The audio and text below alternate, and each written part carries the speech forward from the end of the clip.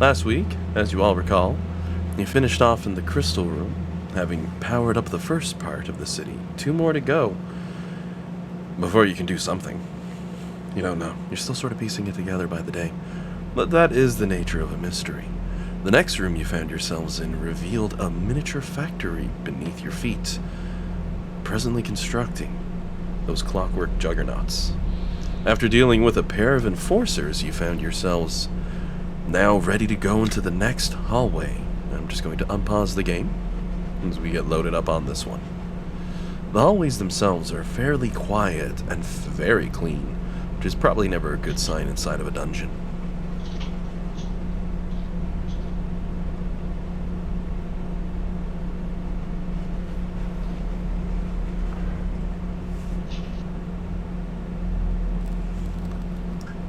Who wants to take lead?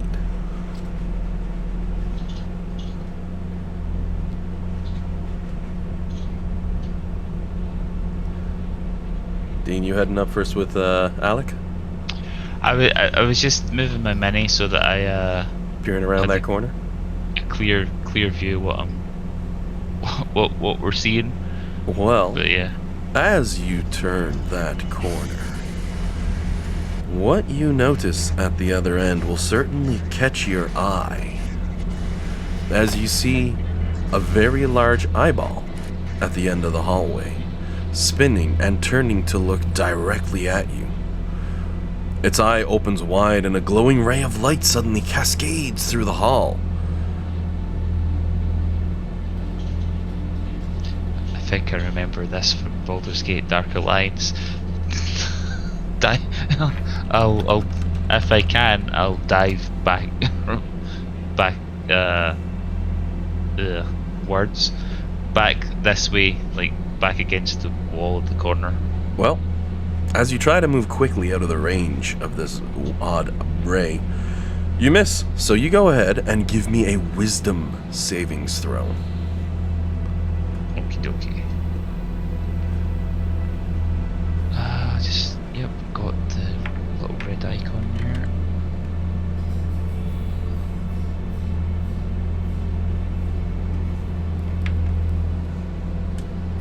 Just gonna do a little test roll, folks. Ignore this. Okie dokie.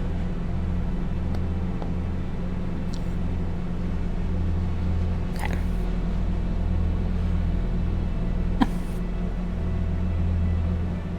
With a 31 on your wisdom save, you manage to resist the effects of the spell and shrug off the true polymorph trap. The eye at the end of that hallway winks literally out of existence. Huh. Well, folks, that worked out way better than it should have.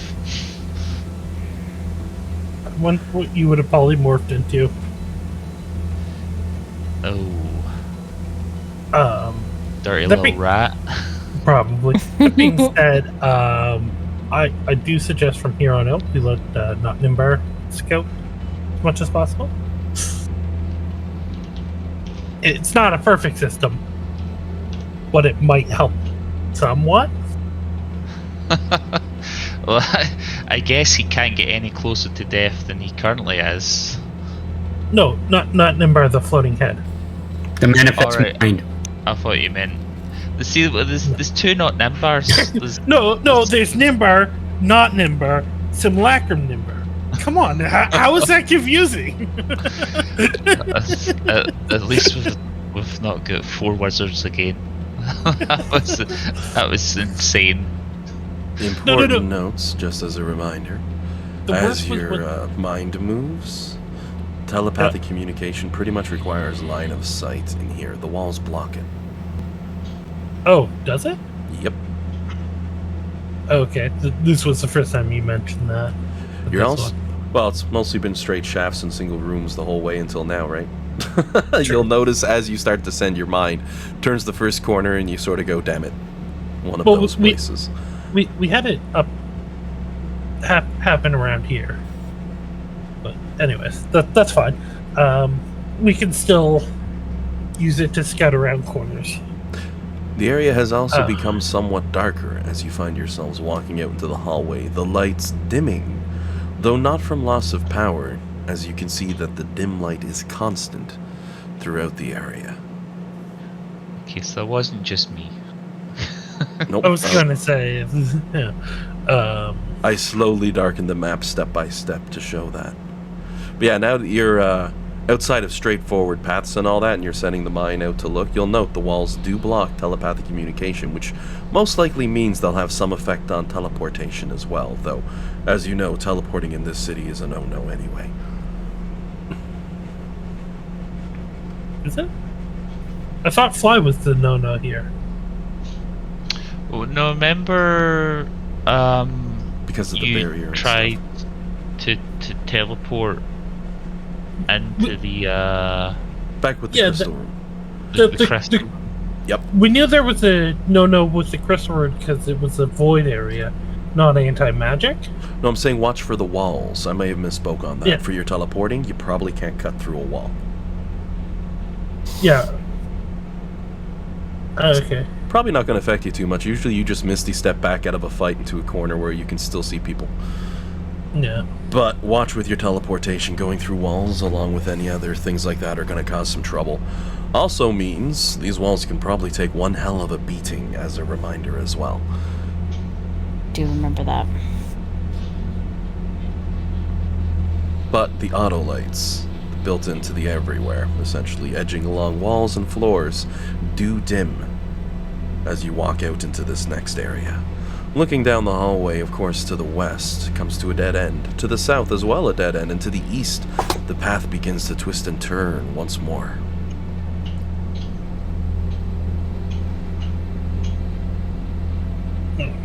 So,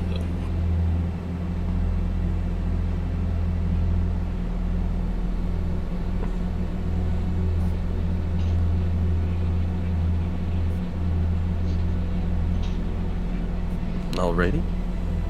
As Nimbar makes it about here, I'm going to need to know where everybody actually is on the map. I was just about to move Flux. As your magical, mystical not Nimbar floats on ahead, providing you with that initial view. Oh boy.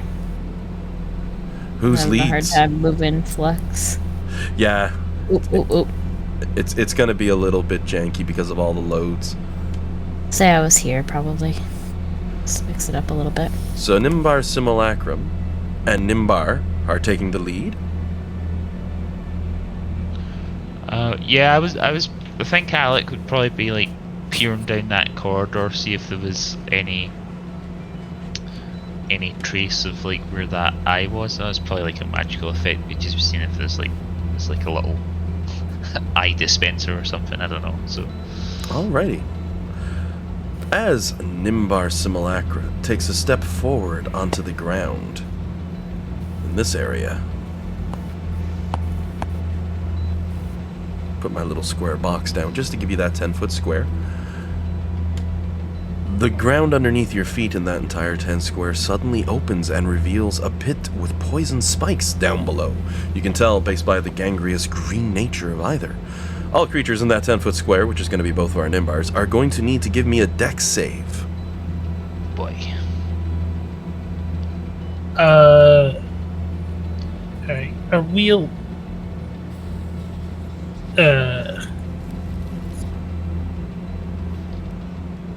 That's real number. It's not a good day for real Nimbar. No.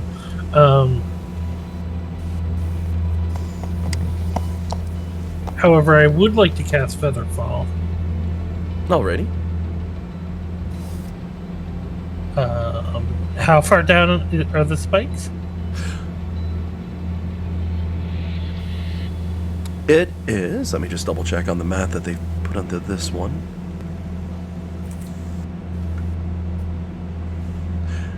Glancing down, it's a deep, deep pit.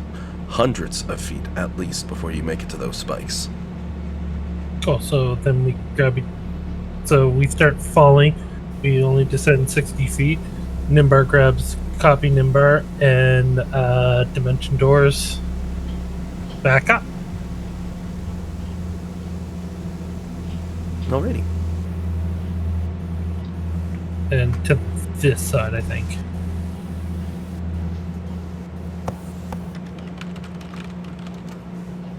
Tell me if anything goes wrong with that plan. Pretty straightforward. Your rated ascension slows to 60 feet per round until the spell ends when it comes to those. So that's not too much of a thing to get around the concealed pit with poison spikes. And Nimbar has it as its Mystery ability, so it doesn't take this spell slot. Anyone going to even have a little bit of struggle with this? I can always just dimension door them to the other side. To jump? I think... If I remember right, I think pretty much everyone can do a 10-foot jump. Especially with a bit of a run up. So yeah, I'm just offering. I know Jade will just walk on the side. No, he's already stated that won't work. Oh, that didn't work in the room with the crystal because of how smooth the wall was, pulverized flat by the very nature of the energies given off by the crystal. As Jade puts a hand up against this wall, his claws do manage to catch and has a bite.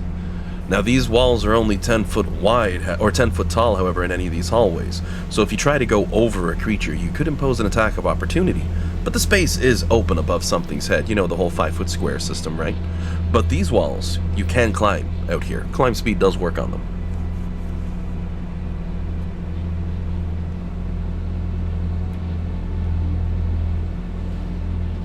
Actually, you can safely assume, Dan, unless I say otherwise, you can climb on the walls in this dungeon.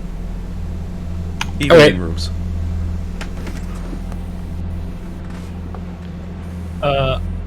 Nimbar is going to reduce himself and then start mage handing. Copy Nimbar is going to do the same. Alrighty. So that when we're floating, we're not walking. I just forgot. I'm a wolf.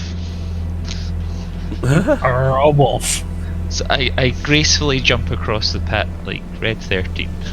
So long as you have at least 10 strength, you can make the jump. 10 feet before a movement, you can move your strength score. So you know, Flux could like clear a football field there. Yeah, I'm pretty sure. Yeah, Flux will get across easy. Direwolves must have.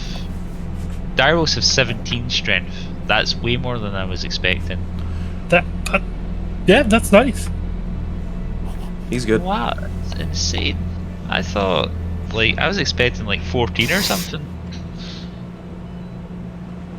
Huh. But no trouble getting across the pit for the group of you. Geez, for Flux, it's pretty much a step. Let's be honest here, with strength of 29. She doesn't even need the running jump. I think it's half your strength without a running jump, so you know she's still doing 14.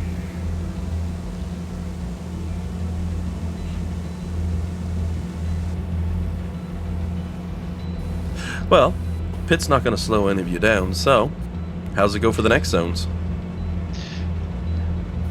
I'm gonna because I have unlimited wild shapes, I'm going to turn into a saber-toothed tiger. Nice. Oh, how you liking those new new forms? It's pretty cool. There's some fun ones. I can be a lot more Power Rangers than ever before. Oh my word. Alrighty. I will say that not Nimbar sees. For the next area that I'm going to highlight on the map, a section of area filled with ropes dangling from the ceiling, unmoving and silent.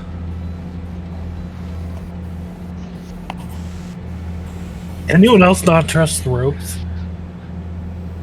I'm pretty sure they're going to come alive and try and snake us.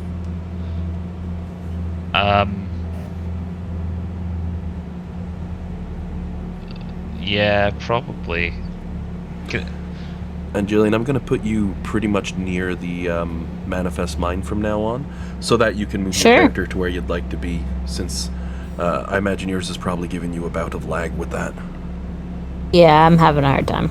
I'll keep you up on the manifest mind. That way you only have to worry about the fine tuning.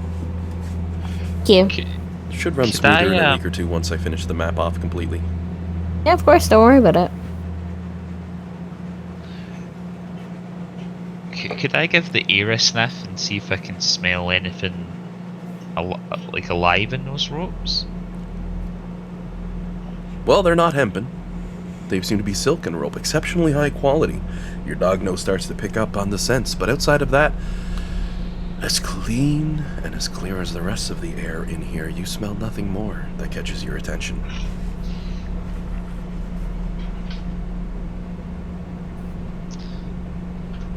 Some nice ropes.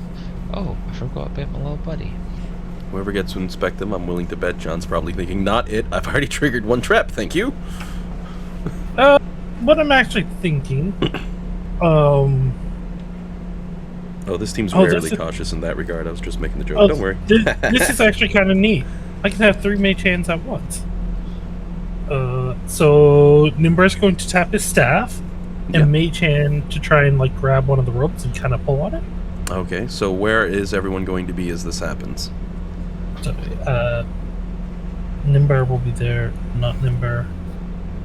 Oh, Peering round the corner, chewing on the wall slightly. I do want to remind you that the Nimbars are both reduced in the mage hand. I'll be down by wherever Alec is, keeping an eye on him.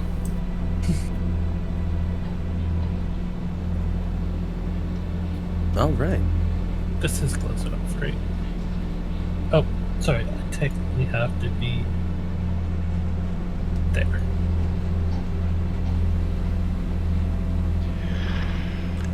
All right. So from Nimbar and from Jade, I'm going to need a dex save. As you poke at the ropes with your mage hand and cause them to swing, the floor suddenly reacts violently across the entire stretch of this hallway, as spikes shoot up at your feet from below.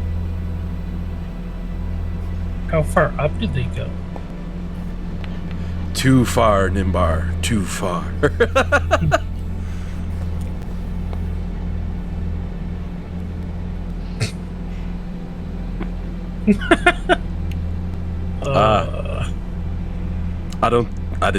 I'm kind of shocked here.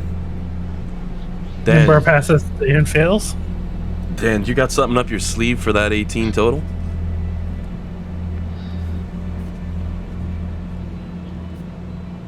No.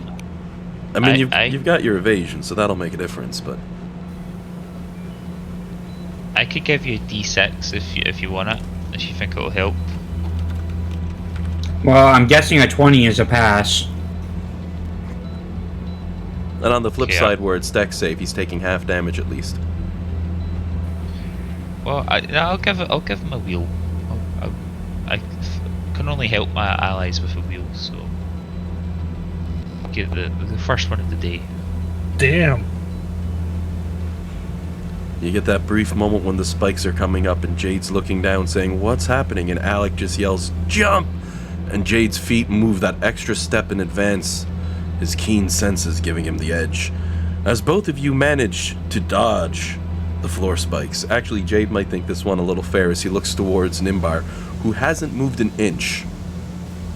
Little sweat drop on the side of his gnome face as he's holding out a hand to move his manifest mind. Spikes around every inch of his body perfectly, somehow managing to dodge every single one with a 20, with a, you know, he got a 16 on the dice roll. That's pretty stoked. Jade ended up with a 4, but the Cosmic Omen of D6 makes all the difference to bring them over to a pass. Neither of you take any damage, and the floor spikes slowly recede back into the floor.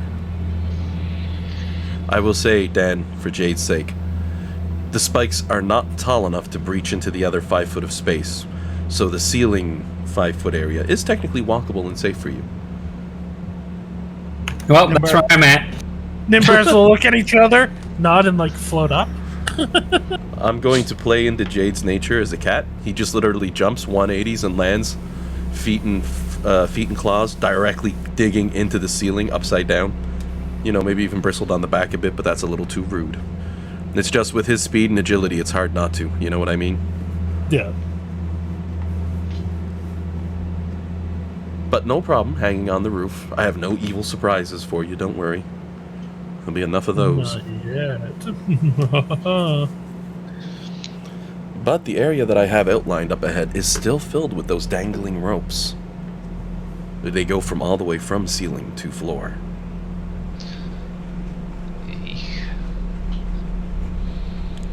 I'll say for Dean's sake, a mouse could probably make their way through it, yes. I could transform into a spider and go along the ceiling as well, but I like the idea of a rat just scurrying along. Yeah, that's fair. Okay. Okay, I'll scurry along as a rat or a spider. I'll probably leave my owl. But the owl should be okay if he stays near the ceiling, I guess. And he moves really, really slow, given that he's classified. Is he Wait. classified as tiny or small? he's tiny. You know what? I'll just action dismiss him, so he's in a safe pocket plane, Yep. and then I'll bring him back.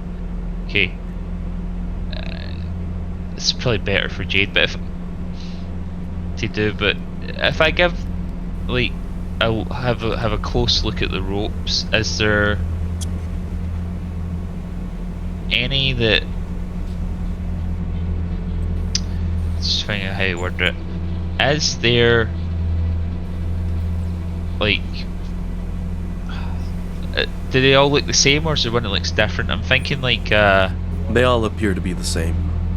like maybe there's one that if you hold, it will deactivate the trap while other people move through. I can see these guys having like, oh, pull the third rope in the sixth quadrant, and then we can all walk past, that kind of thing. Pull the lever, Kronk. Wrong lever. Okay.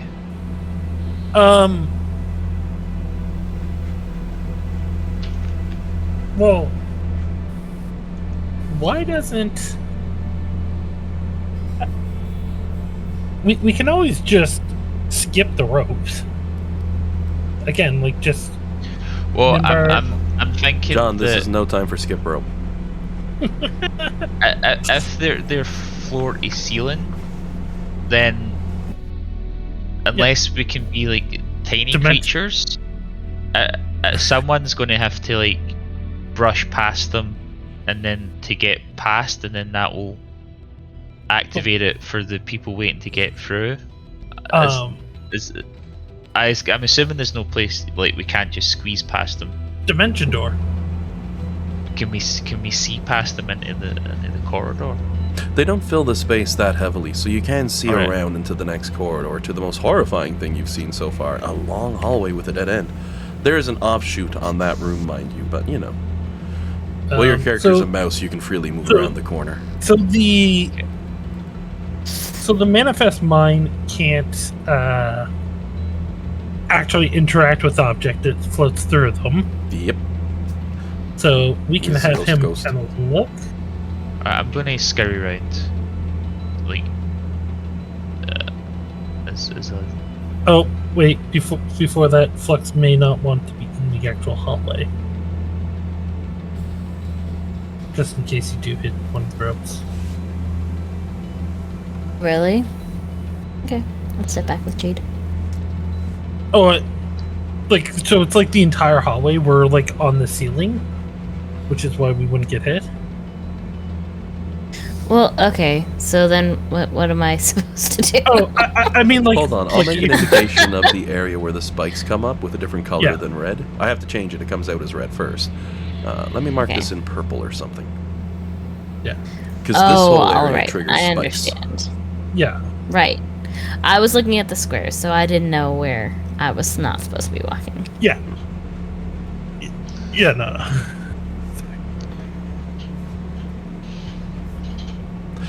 Yeah. If the ropes past the red line are triggered, then the spike pit, or the spikes, come up from the floor. Spike pit, that was the last one, don't mind me. And I'm just rearranging a bit so this one's on top. There we go.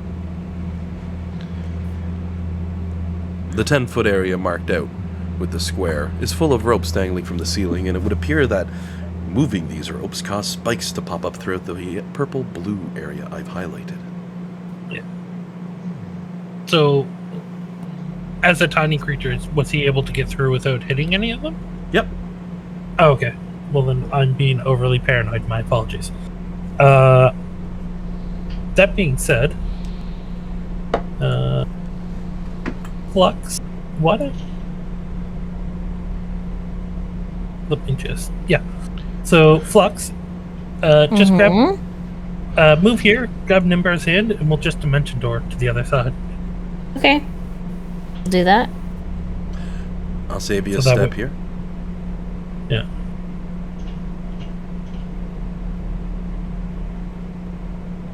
There you go. Yeah.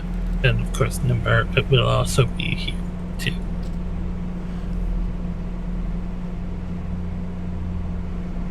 Yeah. And then, I mean, I can just kind of dimension door back and forth a couple times, get everyone over there that way. That way we don't have to touch the ropes and don't have to trigger the trap. I mean, you could try to sneak your way between the ropes if you wanted to sneak through. I mentioned this, in case anyone's crazy. But with Dimension Door as a freebie, oh yeah. I feel like Jade might be tempted to try and squeeze past the ropes, like a Mission Impossible style. I mean, if But- any of us would be willing to try and make that, it would be. Yeah, I could just see him lining up like it would be a challenge. Please, Jade, no. Though, admittedly, Jade wouldn't technically need to. He'd just walk across the ceiling after everybody's gone, hit all the ropes, spikes pop up, he hops down on the other side untouched. That's true.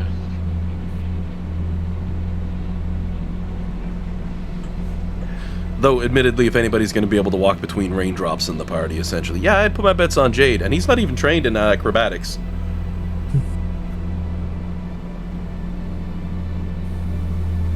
Now, with the deadly spike pits and spike traps behind you, you do see a dead end to this alleyway up ahead, and a curve towards the right. And, as Nimbar will most likely send not Nimbar around that corner, he sees a similar pattern as once again another dead end and another turn to the right, as this twisting, turning area continues. You won't find too much excitement as your character moves forward, though not Nimbar will soon find a moment where he may stop, as the party becomes to a fork in the road up ahead slowly. And, as usual, I'll save you a minute, so you're not too worried about moving through and saying, crap, did I trigger another trap? Did Alan get me?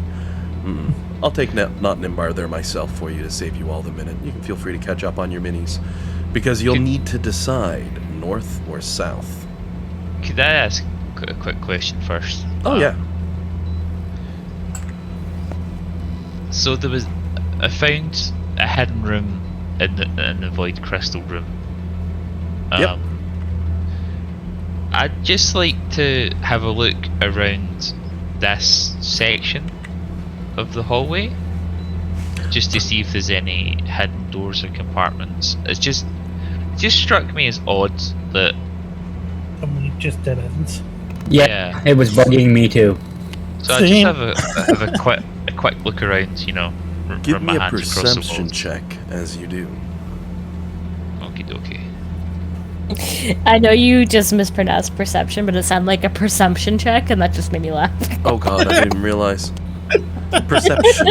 No, it's like I knew what you were saying, and I'm not teasing you. It just Oh, no worries. it's presumptuous of you. It works so well for what's Yeah. going on right now. Exactly. With a 37 on that perception check, as Alec runs his fingers across the edges of the wall, you can actually see there is a separation, but it's not a doorway.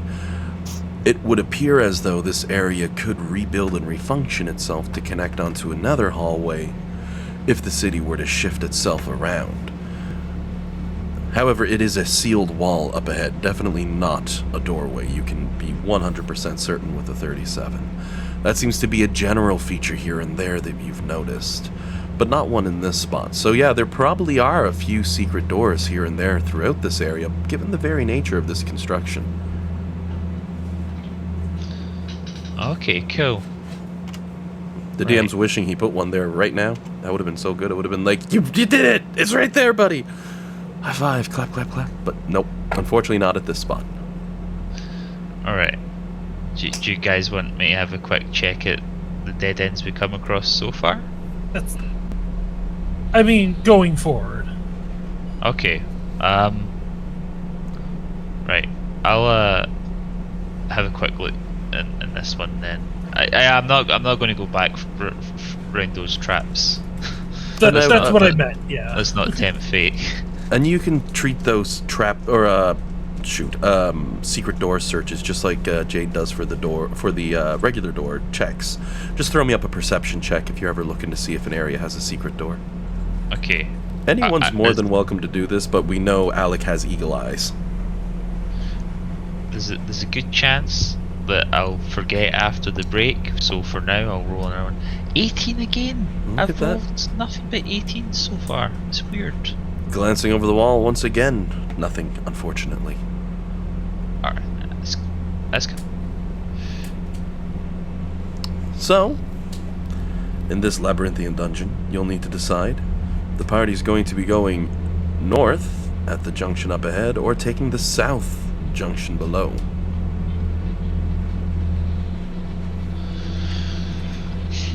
Watching everything happen, like, you can definitely tell there's like a little delay, Oh yeah, a little stuttering. even on my side. It's just music. It always amuses me when there is that little bit of lag. I don't know why. Only when it's a small lag. When it gets extreme, it pisses me off. But like that little, where you watch it little stuttering as it moves, just amuses me. Oh yeah. Luckily we don't need any like Twitch reactions here for like the we don't need to watch the FPS counter. We're Yeah. jokes on us though. Turns God. out it's lagging because Alan's secretly running Halo and he's found a way to stream it through Foundry and we're all going to have to. Oh god. And Unguggy turns around the corner, it's enough, and just starts attacking. So we see that. Both paths, I'll warn you in advance, go on in either directions. You can peek ahead, but they continue quite the distance from where you've been. As you can see, you're starting to wrap back around another area you've already been to.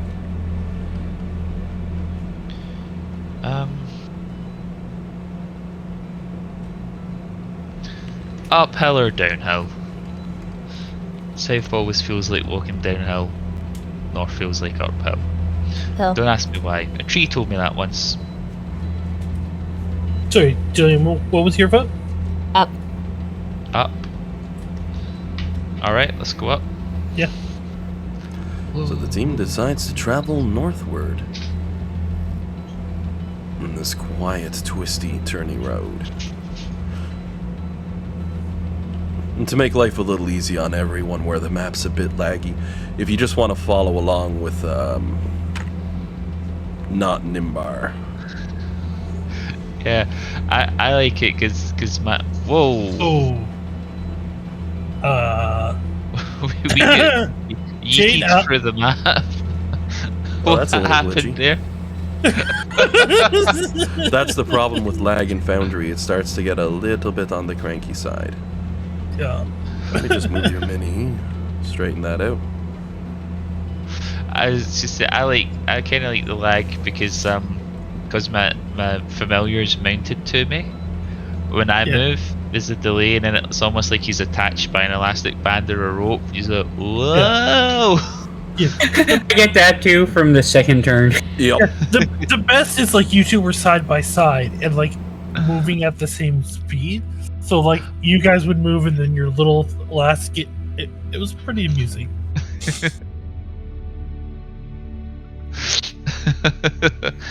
Ah.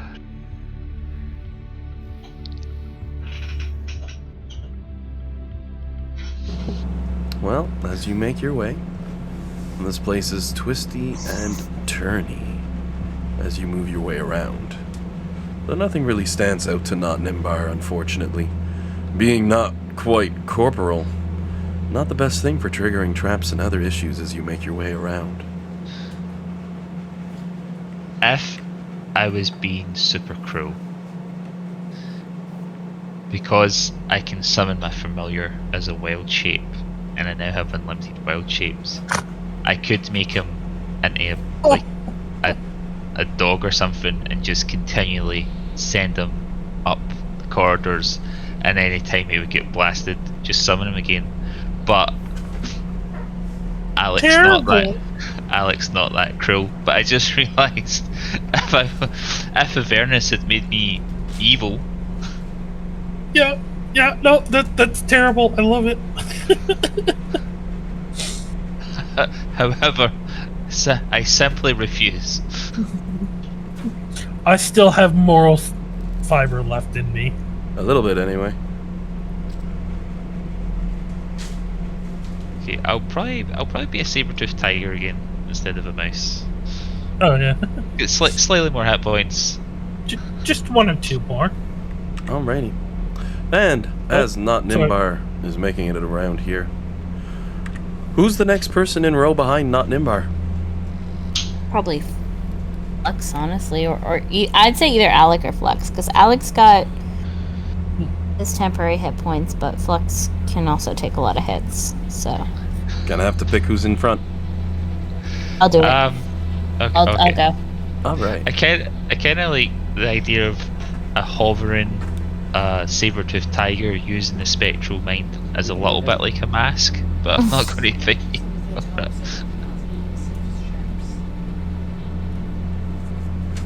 Well, Sorry, it would just got a mask buzz on your the phone. presence. Alright, Julian. As Flux walks through that area, she feels a light tug on her leg. Looking down, she notices she's hit a tripwire. So give me a dex save. Okay.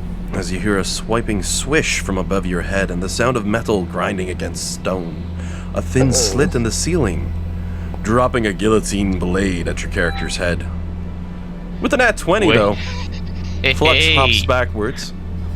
It comes Saw down Sadness sledgehammer. Chan before I saw Sadness Chan before I saw the result, and I was like, is it good Sadness Chan or bad Sadness Chan?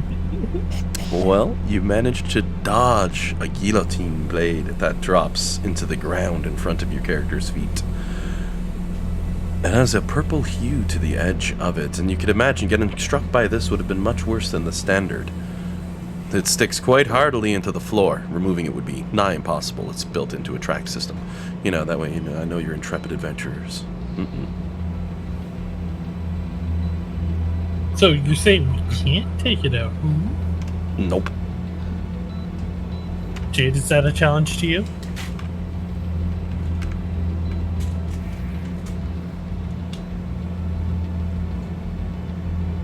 Normally, I'd say yes, but we're on a time limit. Let's go. Okay.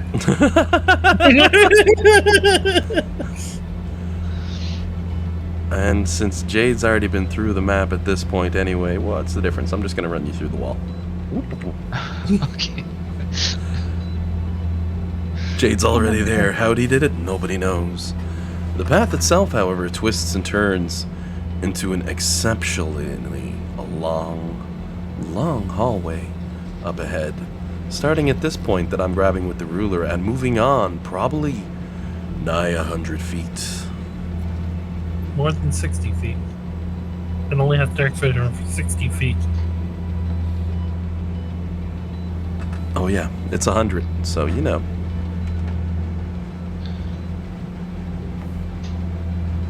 Yeah, but thankfully, you can scout the entire hallway.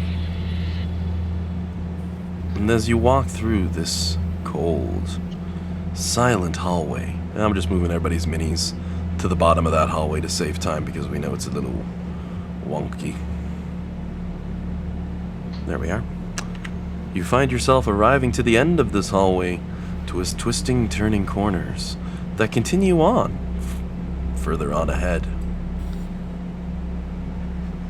As you all look down this long, dark hallway, you can see Nimbar's manifest mind floating at the end, looking back towards the group of you.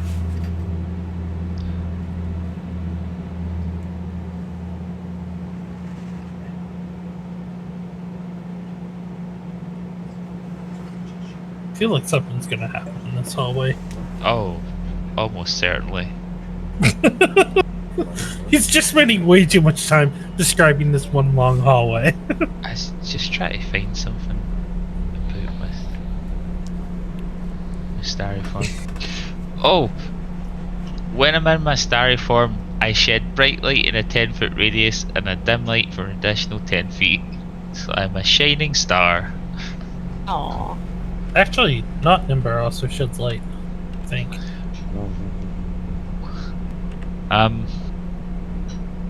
Do you know how Yeah, far? so, I'm just checking right now. Sheds dim light for 10 feet.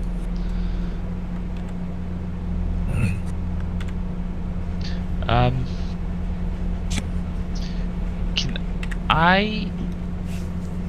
Oh, I probably can't do that actually, it's dark. So say, can I look for tripwires? But it's dark.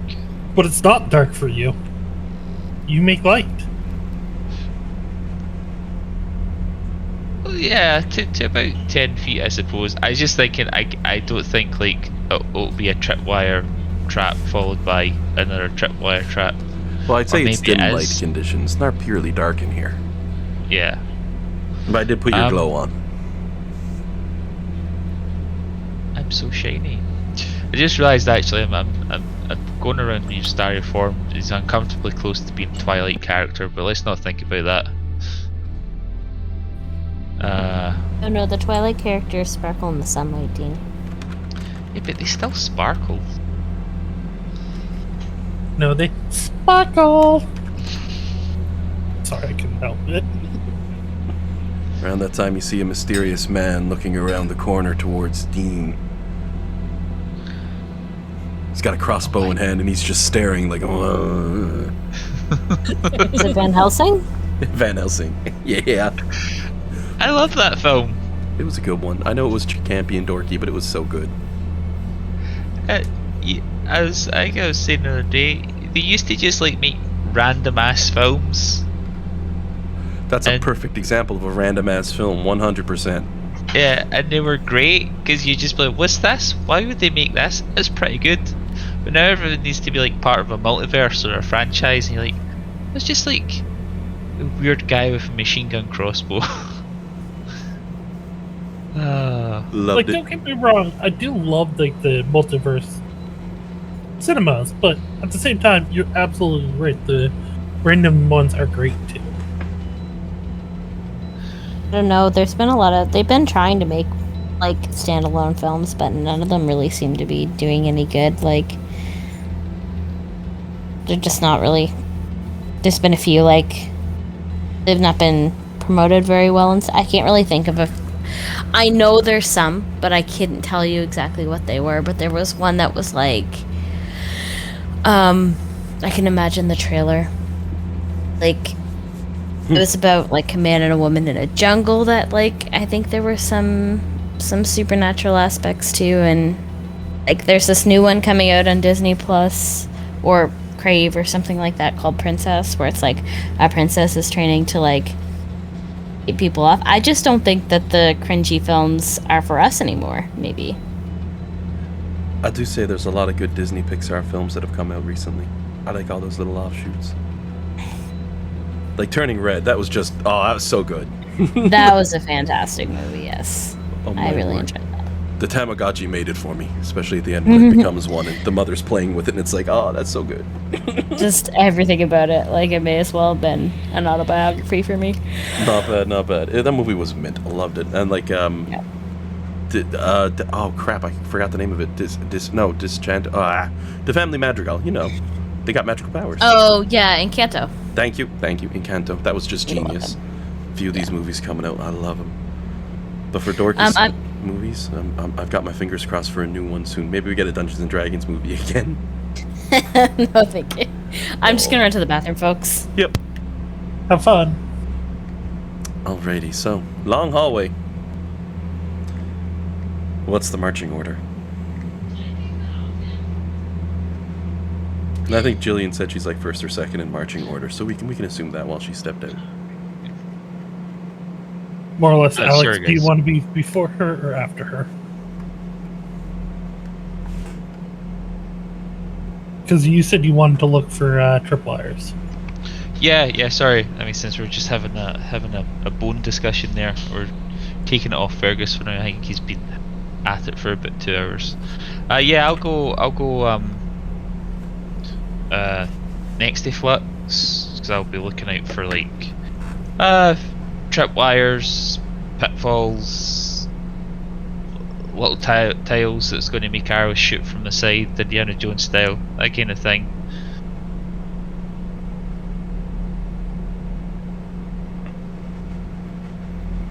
Alright. Feel free to pop your minis around on where you'd be in a lineup here. Alright, okay. I'll go ahead of... Again, Nimbar is currently floating close to the ceiling, I think. Mm-hmm. Alright. Oh, so I didn't see Flux all the way up there. It was in shadow. The shadow. The shadow. Shadow clones. Go ahead and give me a perception check then, Dean.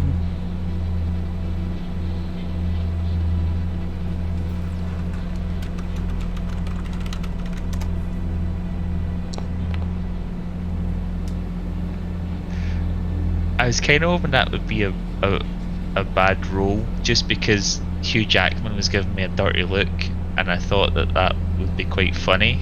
No, but you've been rolling fire on these checks today. Alrighty. Give me a dex save. Sure thing.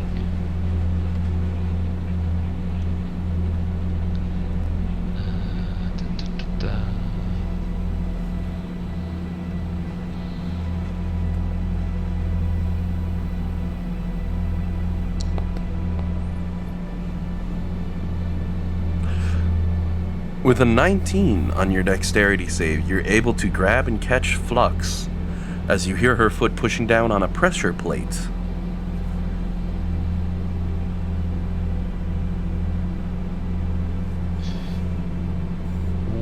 Okay, I'll I guess I'd pull her back, I suppose. You pull her off the pressure plate? Oh wait, actually no, wait, let me think of that. So pressure plate. It didn't go off when it started to go down. Right, I'll just hold her still.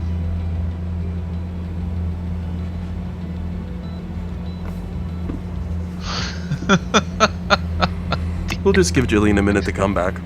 I put her on the left side, put you on the right side, then did a 50-50 as to which side had the trap.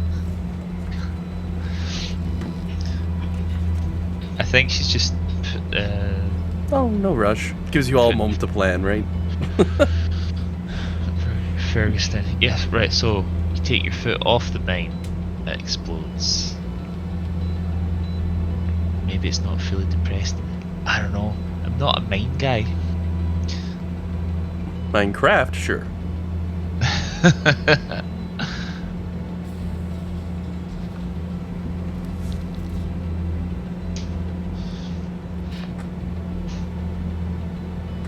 I'm quite excited, guys. I'm getting towards the true end of a big pen. I've never emptied the pen fully before. Oh, nice. And a big pen lasts forever. It's years of role-playing games. Oh yeah, it's still going. I don't know what it's putting on the paper, but it's Hopes and dreams. Back. Welcome back, Jillian. Alright, so the party was walking their way forward, and Dean was doing active perception check as he did. He managed to roll high enough that he was able to find, as your character's foot came down, on top of a pressure plate Sliding it down, he put a hand against your character, stopped them dead in their tracks, said, "Whoa, hold on," with his dex save. Your character is presently standing on top of a depressed plate, but nothing yet has happened. What do I do? That's what we were trying to figure out. Turns and looks at Jades. And I got my headphones on, but I'm just going to grab a glass of pop, so I might be a little slow to respond. Just as a heads up. No worries. Okay. Well, we know where the pit. We know where the trap is. So We don't know where the trap is. We know where the plate to set it off is. true. Okay. All right. So this is what I'm thinking here, guys. I have Dimension Door, which is a great get out of jail free card. So what I'm thinking is everyone else kind of like goes way back here, or like even around the corner, and then Nimbar can grab Flux, Dimension Door down here. Because I'm making an assumption, which may be a problem, but I'm making an assumption that whatever is going to happen will happen near the trigger. That's fair. I definitely think it will happen in the corridor. I don't think it could be like a line or something, like will fill the whole corridor. So probably. Would it be like a boulder, like Indiana Jones style? Probably, honestly. Could be. I wish it was a boulder, because then Flux could just push. That's not a word. Punch the boulder, Chris Redfield style. I would. It's a deep Resident Evil 5 meme for those For the cool invested. people. But yeah, I think that's probably a fairly solid plan. Yeah.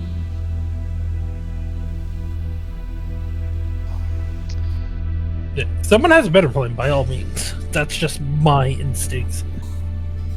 No, I like it. I like it. Yeah, I don't really have a better plan than that. Okay.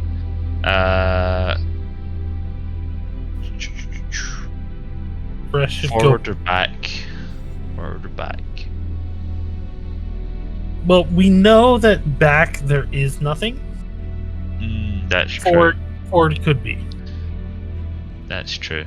Okay, let's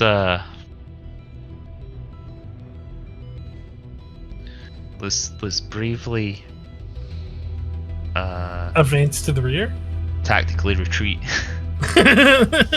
and we'll give you some space to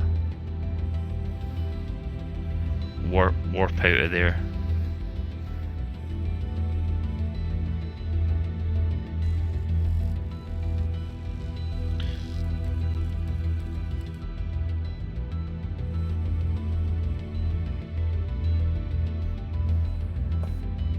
All right. Ready, Flux? Yep. So, Nimbar will grab Flux's hand and Dimension Door down here.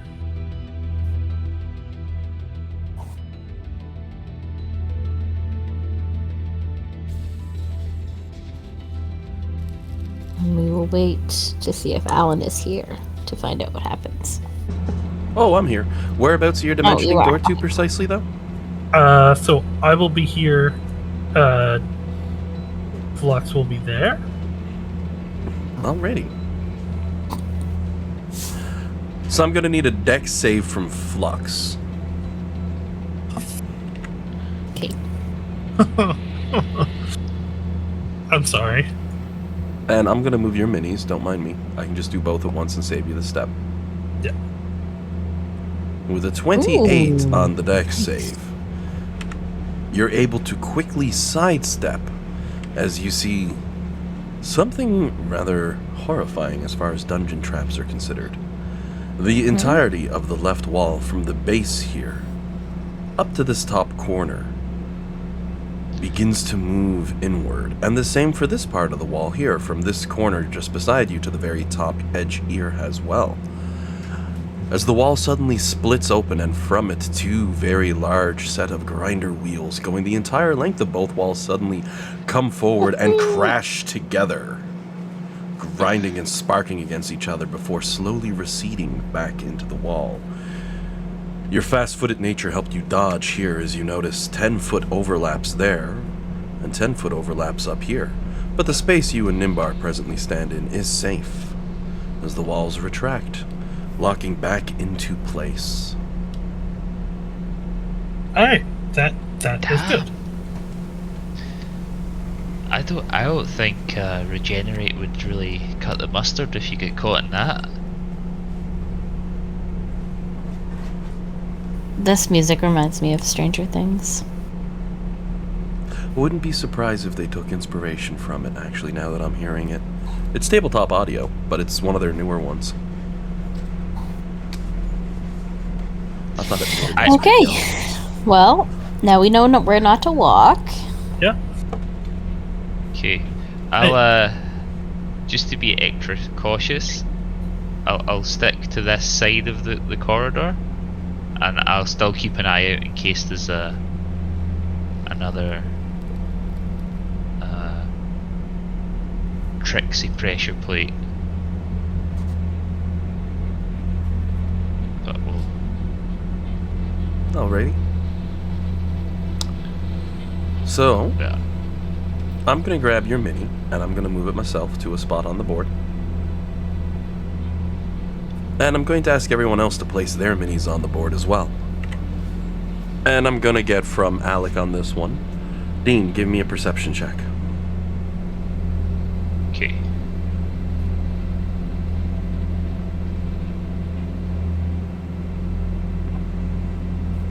Oh, first bad roll.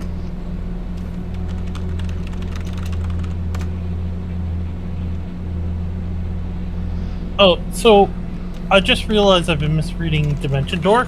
So what I have to do is I first have to enlarge myself to make myself a medium-sized creature, and then do it. Oh, I figured, yeah, because you got to get rid around your spells and Yeah, the other so- things you got running. Yeah, sorry, I didn't notice the clause where it said has to be small. Same size or smaller, but that's an easy fix. That way. Alright, Dean, give me a deck save.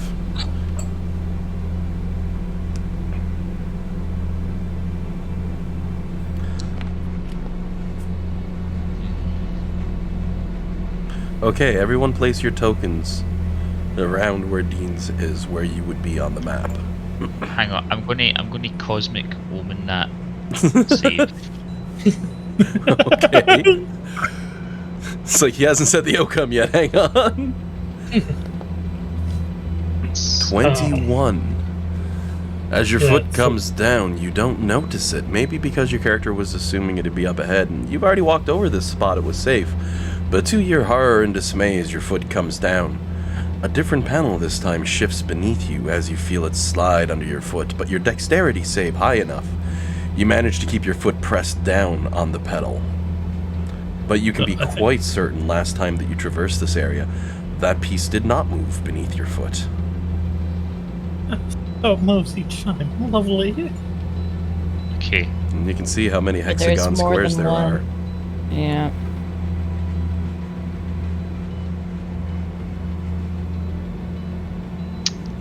I think that yous should keep going till most of yous are at the end. And I'm gonna go ahead on the map and highlight the 2 zones that you knew the grinders came into when the walls opened. Anywhere that's not outlined in red is safe. That 3-inch section in the middle. Yep. My god, can you imagine? Jade pops out of it like, I passed my check. I was gonna ask, Jade, do you feel comfortable, like, checking the floor to see if you notice anything before, like, and we can go really slowly, and maybe Nimbar, you can stay back with, the Alec and do the same thing that you did for me. Like, just teleport us over there when we realize things are safe.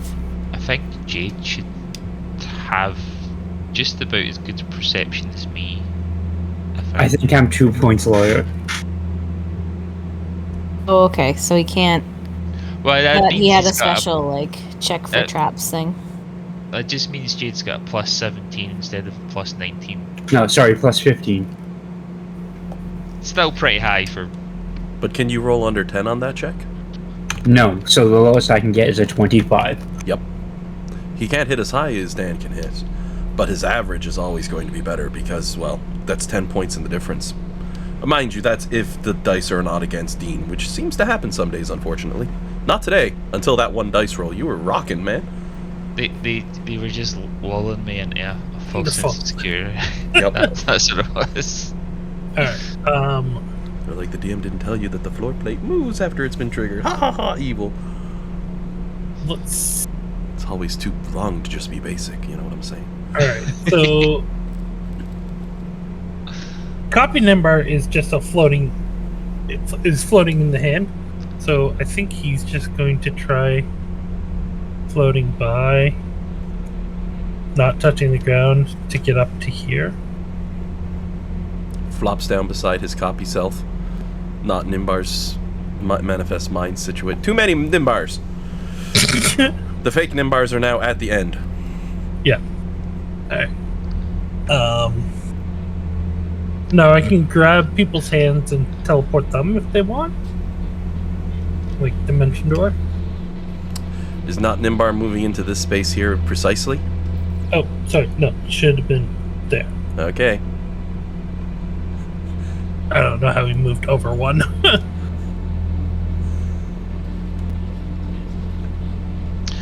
How long did the grinders appear for? They popped out for basically a singular round, moved to their apex, struck into each other, and then slid back into the wall slowly. Okay. I was just asking in case we were like stood there for a minute or something going, this is awful. Yeah, could you imagine? They come out, they stay there for 60 seconds, and then disappear. Gotta make sure you're totally meat at that point. Yeah. I was reading up on some fun traps, and I'm like, I always like it when walls crush people. And someone else said, have you seen a picture of those grindy box things that they throw stuff and it gets destroyed? I'm like, instead of that pops out the wall, they said, I was going to say the floor, but bro, that's evil. I like it. You should not let evil DMs talk to each other for more than 15 minutes. Otherwise we think up shit like this. And sorry, Dan, you go right ahead, bud. Oh, I cut you off the second time. I feel bad now. I'm busy hiding in the shadows, so it's obvious that you're cutting me off. You just want perception to see if I can see other traps as we go along? Trying to spot another one of those loose floor tiles. As you peek around, you notice this area is sculpted so well you couldn't spot a trap. The wall put back together where it is, you can't even spot a seam where they join. It's impeccable, the craftsmanship. Like, you've ever seen those two pieces of perfectly machined metal that slide together to make a cube, but when they're apart they're funky images? Just like that. And with a 32, Jade finds himself standing beside Nimbar's simulacrum, quite certain he did not see a single other tile out of place on the way. Interestingly, even the tile over here, the previous one, you noticed, was no longer shifting or out of place. It would actually be safe to step on. Not that you dare, but you know. I'm not quite so mean as a DM to say, and your character tries it and bad shit happens. Like, that's just rude. Let me get that aligned a bit better. There we go. Oh my god, guys. I was just looking for the wild shapes there. Hmm? There's an awakened white moose. Yep. Which Okay. I assume is just the moose stat lock. With higher intelligence. I'm not sure what they did for it. It's from Rime of the Frost Maiden. So it's got a 10 intelligence and 12 wisdom, but I'm imagining the physical stats would be the same. It's got 19 strength. You don't mess with a moose. It's almost as naturally strong as Flux. That's insane. Well, it was naturally stronger than Flux up until, what was the thing? The feet. Yeah, the feet. Yep. Because Flux's strength is only 19. Nuts. I accidentally shrunk my window. But I don't want to interrupt my window just now. There we go. I got mine fixed. I'm good to go. That's Yeah, a gnarly looking white moose. Well, Dean, have you bumped into a moose since you've come over here? No, I've not seen one. I think, was there one at the zoo, Jillian? I know almost. There was, but it was laying down. Like, you didn't really get a sense of how big it was. Yeah. This second picture I threw up, that's about 20% bigger than a moose gets, if that. Moose are huge. Man, if you see one and it comes at your car, get the hell out of there. They're generally passive, but they'll come at you. I want to ride a moose now. Me and my sister have made jokes because she drives a really small car. And, like a Chevrolet Spark, if anybody knows what those look like. Anyway, Nice we were wondering what would happen if we did run into a moose, and I'm like, you know what though, Beth? Like, if you get it at the right angle, you could probably just go right under it. 140, 160 kilometers an hour or something like that? Yes, Mythbusters did that, I think. I kid you not, Jillian. Your joke, you're spot on. And like, with the acceleration of her car and how short the back end of it is, it probably, like, she could probably be out of the way. Like, even if she clipped it, she'd probably be out of the way before it fell. There we go. There's a good picture for how bloody huge a moose is. Gigantic beasts, incredibly strong. Here you go, Dean. That's something that you could put in your setting. Moose riders. There are few things as large as that form of elk, the moose. And that, actually, the second one I threw up isn't even a good one, because normally their horns look like this, and they come at you, and it's rough. Actually, moose are so aggressive during mating season that it's uncommon, but it happens that two males who are run together and slam their horns into each other can get locked together by their horns and stuck. But yeah, if one of those come at you, you're done. I don't know why Dean doesn't know what a moose is. I found this picture of him. Oh my god. That's going up into chat. Yep. Like that big wolf looks like a tiny little cat on that thing's back. Yeah, they are oh dear. Wide margin. They are our largest land omnivore thing. And as a random trivia fact, because I know a few fun things, you would never guess what one of the predators of a moose is. An orca. An orca. Good job, Dan. What? Yep. Yep. Where do they even meet? Sometimes the moose will wade out in water. Moose can swim really well. Yep. I know Miss, like, it doesn't surprise me that Miss can swim, but how far out is it going? They can dive somewhere between 20 and 50 feet to get seaweed to eat, and then an orca will come along and eat one. Yep. Jesus. It's very rare, but it happens, man. Could you imagine? You freaking scuba diver, you see a moose in the water, you're like, huh, that's weird. Orca takes it out, you're like, I'm done. I missed. There's a really good comic. You know what? Feels like a beach day, guys. What were you saying, Jillian? A good comic? There's a really good comic. 1 second, I'm gonna find it. Found a link. I'll see if I can find something a little bit more direct. Oh yeah, there it is. Shit. Somebody find it? Oh yeah. Yeah. Like, to be fair, I was looking for it like before you brought it up. Yep. Yeah, that's accurate. Yep. Oh my god, orcas. Could you imagine? I think that's the one you're referencing there, Jillian. John got us covered. He's fast. Yeah. His Google foo is on point. Again, I think I started looking earlier than she did. Fair. 100%. I thought the same thing. Whoa, what They're that's incredibly almost calm. Australia levels of insane right there. Yep. Yeah. And to think We're- tourists will just stop on the middle of the road and be like, oh, look, a moose, and start taking pictures and stuff and walk over and it's like, oh, a moose. Man, if you get within range of them, they get mad at you. It's that simple. Yeah. Yeah, they have. I think I've said this before. I don't know if I've said it to you guys, but if you go to the Skyline Trail in Cape Breton, they have these big cages that you can go to because there's lots of moose around. Oh, yeah. And it's not to keep the moose in; it's for you to run to hide if you see a moose. It's to keep the moose out. Oh, I yeah. can't believe we went round the Cabot Trail, and at no point did you share this insane piece of trivia with me. Yeah, our local super predator, but it's not because it's an omnivore. It just eats grass. It's an herbivore. I mean, the moose. By the way, you said this is Australia level thing. I said it's approaching Australia levels of insanity. That comic, like, Yep. I mean, it does Never- happen down here.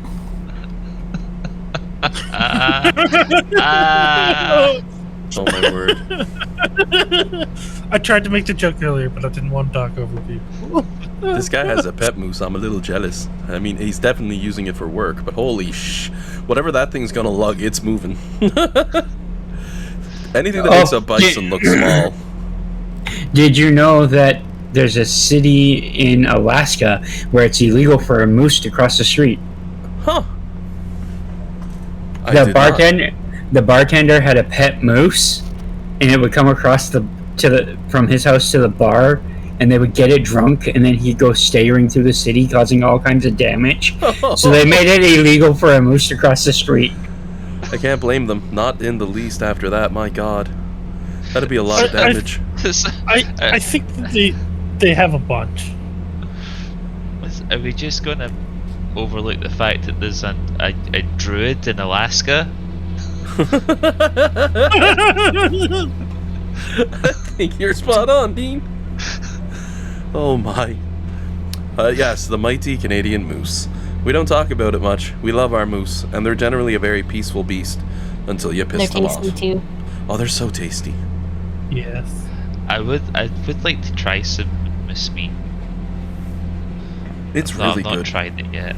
It's like it tastes like beef, but it's like really lean. Very really gamey. nice. Very nice. Like bison version of beef. It's so good. I've only had bison a few times, and I feel guilty sometimes when I eat it because it's an odd thing. I'm mostly out west. But moose, oh, we don't even feel any guilt. There's so many of them. There's a place downtown Halifax called like Primal Savage or something like that has a bunch of different exotic meats you can buy. Oh, they got like, moose Primal- meat. Like, sorry, like Primal they're a Cafe. restaurant, but they have like things like a really crazy menu. I want to go, but like their prices, boy. Primal Grounds Cafe. I might Something check them like out, that. see if they have any moose meat. That'd be tasty. I mean, I'm not going to do anything like octopus anymore. I just can't do it now. After seeing all the Wait. pictures and videos and stuff and how smart they are, it's like, oh, Octopus are crazy. They're cool. oh yeah. So Oh, you get the Primal calamari wings? Kitchen. No thanks. Sorry. Oh, sorry. No. I got the name wrong. I didn't want you to. It's Primal Kitchen. Primal Kitchen. That sounds about it. Yeah. Today's D&D game was brought to you by a want of eating everything. Hunger. I've Fix only your had hunger. Oh my word. I'm looking at the food. It looks so good. fruit for breakfast. An Oh. $18 burger? That best come with fucking fries or I will burn that place to the ground. It better come with onion rings for $18. I mean, what type of burger are you looking at though? I don't care what kind of burger it is, all burgers should come with fries. I mean, I agree with you. Absolutely, but like, what burger are you looking at? It's just the first one, the Primal Burger. Oh, okay. Alrighty, I think we've left Dean's character hanging long enough. He's just standing there with a foot on a landmine like, guys. Hang on. Jesus fuck, that's a £42 steak. What? Oh my god. Outrageous. Oh yeah, no, I agree, but like they do have some really unique items that I want to try. But again, the price is just Yeah, yeah, I get you. Just 18 bucks, also classic house smashed beef, bacon, lettuce, tomato, aged cheddar, crumb for garlic, barbecue mustard, 18 bucks. You know what though? The price of things nowadays, that isn't that bad. Everything's don't going remind up. me. Don't remind me. My favorite Just cheap don't. places to eat have now become expensive, and then I go to the expensive places and they're way out. And it's like, oh, so the cheap place is still cheap. It's just cheap isn't cheap anymore. Shite. Yes. Short rib poutine. Oh, these people. I might have to walk up to the chef and shake his hand, or her hand, or their hand, or whatever. But they deserve compliments. Oh my god. It's got me flabbergasted just looking at some of these foods. It's like, I'm a carnivore all of a sudden. I am a carnivore. So. Peri Peri Yes. chicken. Okay, Peri Peri. That's the chef. We got to find Peri Peri and give them a congratulations. How to tell you basic when you read stuff like that. It's like, I got this. Wow, they do a pretty job. Okay, I got way off. Food will do that. We all did. It's okay. So, how y'all getting to the other side, and where you going at the other side? Jade and the simulacrum are there. worst comes to worst, I can turn into a mammoth and try and tank the damage. So just focus on getting you out of the corridor. If they followed Jade's path, would they be able? They should be safe, right? Like Jade. I thought that was the point, that Flux was going to follow me. And beyond that, Yeah. as near as yeah. anyone could see, Sorry. there were no Yeah, other that's- pressure plates to trigger. So Yeah. definitely safe to follow behind Jade. No trouble at all walking up that way. Okay, So- that's what I do. Yeah, so we got to there. Now the question becomes like, where is safe over here? Yeah. So if I guess Jade can verify that the next few steps are safe, they could give us room to do your little dimension door trick, or if there's going to be problems there, I'll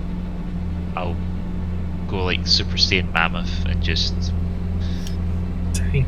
take an ouchie. It's probably going to suck. Alrighty. Dan, you go ahead, give me a perception check as you examine the area in front. With a 25 on your perception, you're able to notice there's another tripwire that's set across the middle of this hallway, going down right here in the middle. So like, are we able to stand on this, or no? You could Or, risk like- triggering that tripwire if you come near it. Jade's able to spot it with keen senses, and he can indicate it to you, and you can see it shine for a moment in the light, but with a blink, it's gone. Walking through that area risks triggering it. I'm just gonna float over it and just float like here. The DM's like, I Float. put another one on the ceiling, damn you. You triggered it. No. You're floating through the air, having a good time. Still So dreaming. he makes it with floating. Yep. I'll walk across the wall above it and go over. Alrighty. Now, with this, What? with your trap abilities, you can always try to disarm the tripwire. Don't get me wrong. Because there is the other party members who have to make their way across that zone yet. Okay. How far across is it before he does anything? Pardon? How far across is it? Like the Like, wire? could I jump it? Yeah. You might be able to, but you can't physically see the wire easily unless you're right beside it.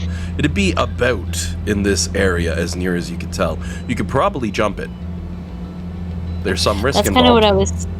Yeah, I can always. So, if you want to do something, Dan, you go ahead. I'm not going to stop you from doing anything. But I could. Don't stress yourself out. Don't use too many resources, because I could always just try to jump it. Actually, given your character's impressive jump distance, if you took the 10-foot running leap, you could jump the entire length of that hall and be like, not my problem. I got at least 20 feet underneath me. Well, that's kind of exactly what I was like getting at. Flux can cheese it by pure athletics. Yes, brute force works in this scenario, no trouble for you. Everyone else has that 10-foot jump, and that's not a lot. Yeah, I'll try and disable it. Alrighty. So you can use this as if it's dealing with a trap, if you have anything that boosts your abilities with traps. But using your Thieves tools, which will give you proficiency on it, you can go ahead and give a dex check on that.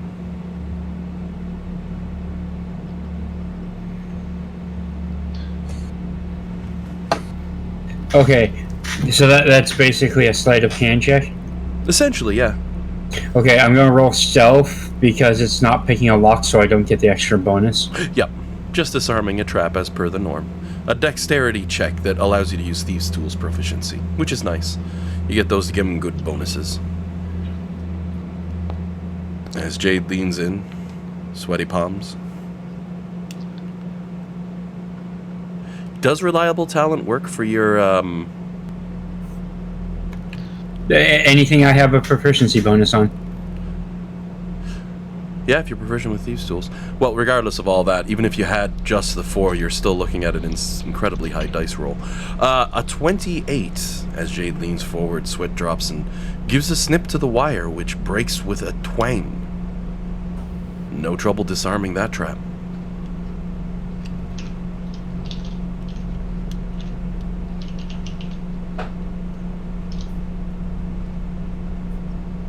All right. Then I will move to make space for them. Flux, you should also move. Yeah, I was going to. I just Okay, don't yeah, have visibility, so I don't. It's a bit more So I laggy. got it. It's a bit more laggy Yeah. with Julian's setup, so I generally move her token near the front to save time. Yeah, thank you. Oh, no trouble. It's even laggy for me. Don't get me wrong. Like, Alex, will you take my hand? Well, I'm still. Yeah. I'll put a paw on your hand. I was gonna say, are you gonna give him a paw? Okay, doggy. Yeah. So I will take the and then we will dimension door. and as you dimension door, the gears are once again summoned out, which grind and twist and churn before sliding back into the wall.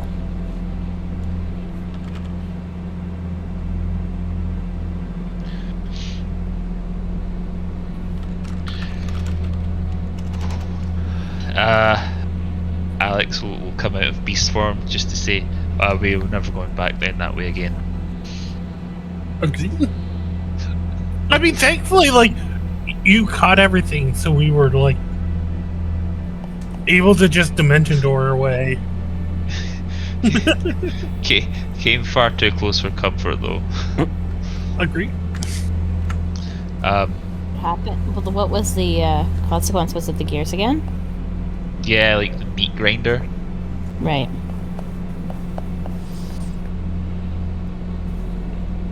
And you can probably assume, should you ever have to go back this way, the triggering step is probably not going to be the same one. Now, there's still a bit more floor in front of you on this part of the dungeon as you make your way through. Before we get a jumping on that, though, did we want to take a quick 15-minute break for lunch? Sure. Yeah, that sounds good. Seems like a Already good plan. hungry. Dean and I made our sandwiches in advance, so hopefully we won't be late today. Oh, awesome. It's always smart to have them in advance. I do not. I have to go grab something, but that's... The kitchen is like 3 steps away from where my computer is now, so, you know, that's dangerous. Very dangerous. Yeah. The worst kind. Alrighty, we'll see you all in about 15. We'll be back at 12:20. And I'm See going you to guys try soon. and pause the Yeah. recording today, so we don't have the break in there. Maybe it might work. That was a good little break. Nothing wrong with that. And picking up where we left off, I'll get the music rolling again. It should be coming through now. I had that on quiet while we took that little break. Make things a little easier. You've got the traps behind you, at least those ones. There's probably more. You know how my dungeons are. I'm evil. But as of right now, you've all found a safety, and the trap for the tripwire for whatever the hell it would have done has been disabled by Jade.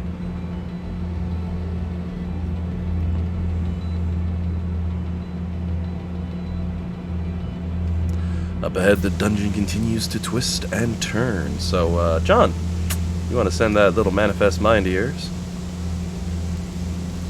Oh, and give me 1 second. I'm getting some Discord static. I'm just going to disconnect, reconnect. There we go. Now, as you can see, as your manifest mind makes its way slowly around the corner, there's a bend to the left that leads off into one way, and a straight path forward that seems to carry on for quite some distance. Though you know it's going to come to an end fairly soon, because that's, you know, right beside where you all started, so, whatever. What? No way we would know that. Meta-knowledge. Metaverse.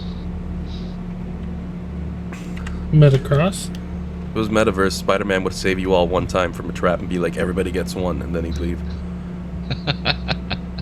Oh, Dean and I watched Multiverse of Madness last night. It wasn't too bad. Oh, I did too. It was a Marvel film, you know. I described it as a film that I have seen. There were a couple of nice surprises in there that I really enjoyed, but other than that, it was fine. Fine. Yeah. Yeah, which An disappoints me acceptable way because to I spend like the day. Doctor Strange. It was an Like, acceptable it was movie. just- yeah, it was a movie. At least it wasn't Morbius. I ain't even yeah. watched it. I've Has just heard anyone it's- actually seen Mobius? Like, honestly? A buddy of mine did, and he said it was really bad. I don't have the guts to watch it. It just looks too horrible. It's, Well, I mean, what's it even on now? Like, it's Sony, so it's not on Disney Plus. Not going to buy it from Cineplex. That's insane. kind of feeling bad for Jared Leto. I don't feel bad for him. He's a rapist. Oh, fair enough then. Whoa. When did this happen? Like, when he was, like, early 20s, or sexual assault or something. He's a fan. He, coerced and, like, was inappropriate with. I don't know the details, but, yeah, I'm pretty sure. I don't feel bad for him. Oh my. But I don't really feel bad for actors in general, just because. Yeah. Yeah, Oh, yeah, it's... it's just because. I can't usually feel too bad at all. But it's just when you swing and a miss so many times, and it doesn't seem like you're gonna. Because, Probably you just know... karma. Yeah, maybe. I tip my hat on that one for Jillian. Oh, now I will say for that hallway, when you look down to the very end of it, you see a closet, a service closet at the very end of it. Doors firmly closed. I feel like we should check out the closet though, just because we've not seen anything else other than traps. Maybe there'll be like an ancient sticky note going, need to refill washer fluid, something like that, I don't know. I'm in favor of it. Might be that- treasure. Yeah, I do think that we should check, like keep an eye out for traps on the way down there. Maybe it's like a... Alright, let me just break out my trap detectors. I'm just going to grab Alex in one hand and Jin in the other and just be I like... was just gonna say, you just grabbed it. No, one in each hand.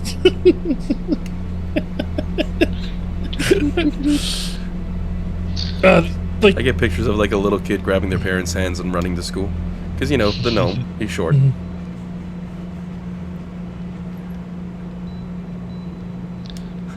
John's like, wait a second. I take it back. no. Oh.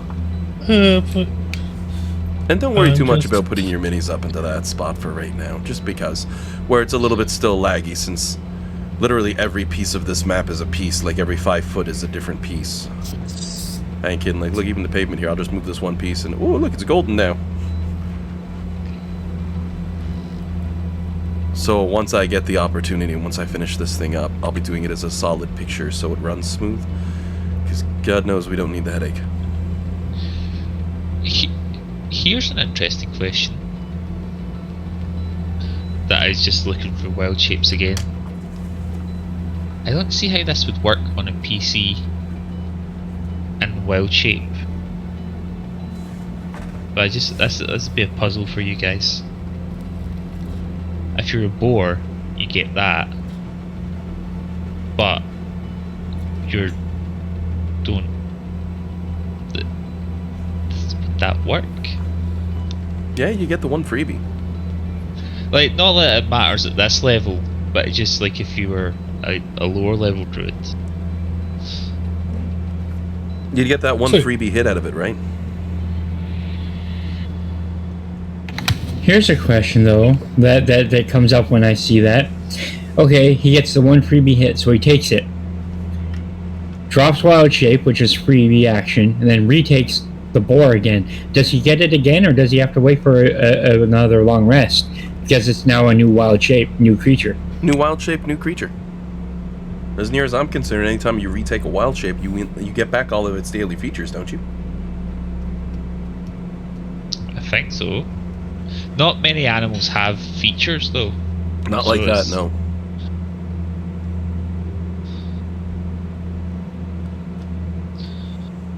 Not that anything at this level will deal less than 7 damage or less, but... Oh, yeah. Oh, no, I stubbed my toe. 3d6. Okay, let's see.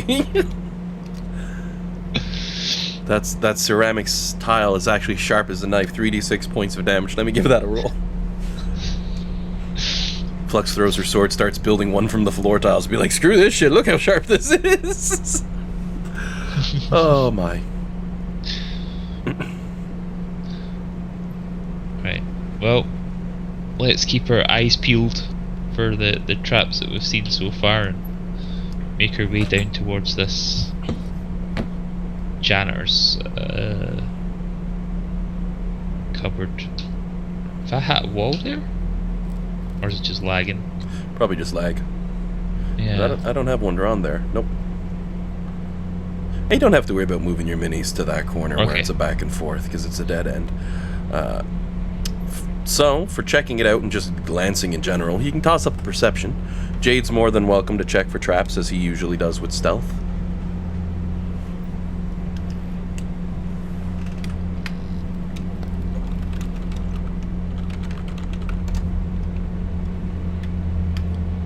Doesn't seem to be any traps on it with a 33. Oh, terrible. But that's still impressive. I rolled a 2. Yeah, and you got a 21. You rub your jaw over, you don't see anything out of the norm about this locked cabinet in front of you. Is it also the magic resistant door? This one's a cabinet door, not a standard door to a room. So, the question to that answer is maybe. Like, I'm running the detect magic. Because it just tapped the staff. Oh, okay, yeah. Looking through it, you don't really notice anything right off that gives any magical aura from the door. But is it like the other doors where, like, I can tell that it stops the magic vision? Well, you can't see through a solid object with the magic vision. It's only whatever you would see in the field of vision. Plus, behind it, as per this thickness of rules, nothing's really standing out and you can't really tell. I more or less gave you that fact to sort of expect this for all the doors in the dungeon. So, I wouldn't be an arse. No. I wouldn't want you to go to every door and say, is this one blocked for magic? And I say, yep. Then by the end of the dungeon, you'd say, why didn't you just tell me from the start? And I'd say, because I'm an arse. Yeah, no. You said, like, the other ones had, like, an anti-magic field on it. Yeah. Yep, a micro bubble of anti-magic inside of every single door, along with lead made up in whatever the hell the mixture is that creates those doors, making them incredibly resilient to even regular damage as well. Basically, the biggest pain in the ass doors I can stick in a dungeon for a group of level 20s. However, that's only for doors leading in and out of rooms. Everything else, you can expect it to be a little more rational and a little more straightforward design. Like this, you're not noticing anything magical in that area staring at that door. Okay. So that means I get to roll at advantage. Yeah, your key does not get disabled in the lock. I'd let you know if it was going to be the case when you go to do your unlock. I'd say, and as you unlock, that's going to be at regular. But with a 34, you have no trouble picking the lock on this cabinet. And I will open it. Giving it an open, you find it's full of a whole bunch of junk. I'm not kidding. Giving it a glance through, there's a number of things, like an edgetware jar adorned with gold, and a dragon in relief on it, bone orb inlaid with gold, a gold pendant engraved with draconic ruins, moonstone cup engraved with a renowned coat of arms, and as mentioned for John's character, we'll just cut straight to the choice, or straight to the choice, straight to the point. Nothing seems to shine with any degree of magic, except one singular scroll you see at the bottom of this area, stashed away. Ooh, a scroll. I'll give a what's the quick scroll? listing of all the items that are in there for the benefit of the party. And I'll throw it in the handouts too. Total value is 11,700 gold. But I do know, like, sometimes you like to get the handout listings of stuff and not just the money. So there you go. Plus, there might be things in there you can use as spell components or pieces for stuff. It's like, oh, look, a pearl. Pop, out it comes. Yeah, so what's the scroll? Oh, you grab it? Yeah. All right. The DM says as if he had it trapped, but no. He was hoping you would say that, yeah. Probably the luckiest moment in the whole dungeon, as Nimbar grabs and pulls the scroll out. A nice one. Mass Cure Light Wounds. That scroll's worth 1,125 gold on its own.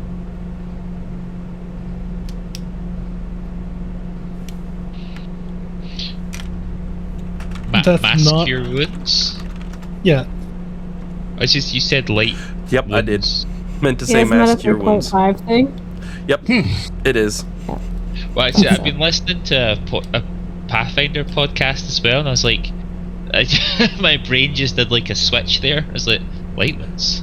That was a goof by me. I didn't even pick up on that. That's just such... You like wounds. That makes sense. I do have a treasure generator, obviously, that I'm using from some old school tools, and by using that, when I was reading through, and it's like, oh, that's actually a D&D 5th edition spell, but it's only Mass Cure Wounds. I'll make sure to say that out loud. Mass Cure Light Wounds. Jillian's like, up, and I'm like, up. I love it. What? Mass Well, Cure I didn't Wounds say on a this. scroll. I wasn't gonna say anything. Dean said it. I noticed it and clocked it. I kind of miss it though. Like, I know just using the higher level spell slot, you know, basically the same thing as casting moderate, serious wounds, but it makes you feel like you've progressed a little bit more. You know, just like So you're high. Go I ahead. understand where you're coming from, but at the same token, like, that's another spell you don't have to prepare. Yep, I will say the only person capable of casting this is bards, clerics, and druids, because you have to be of that class to be able to use the spell scroll. So that means 2 of you can use it. 3 if Bellamy's here. So 2.5 of you can use it. Not. On that note, do you want to hang on to that, Dan? Because I have it prepared. I imagine you're only like a second Level cleric, yeah. But we did the math ages ago for what it would be for you to do a spell scroll, so you remember, right? Vaguely, but that's why I took the levels of cleric, so that I'd have a spellcasting ability. Yep. If the spell is on your class's spell list, you can read a scroll and cast a spell without providing any material components. So you can freely cast that. But if it's of a higher level than you can normally cast, because it's a 5th level spell, you must make an ability check using your spellcasting ability to determine whether you can cast it successfully. The DC is equal to 10 plus the spell's level, and on a fail check, the spell disappears from the scroll with no effect. I'll toss that up just so you have that info and put it in handouts as a reminder. And I'm not sure how that overlays with the bajillion and 3 abilities your rogue has. You're holding a Swiss Army knife there. I know it's got a toothpick on it, but that's about it. Reliable talent might work with your spellcasting ability. I don't actually know. So feel free to give that one a quick Google to see what the highest bonuses you can get for that check are, of course.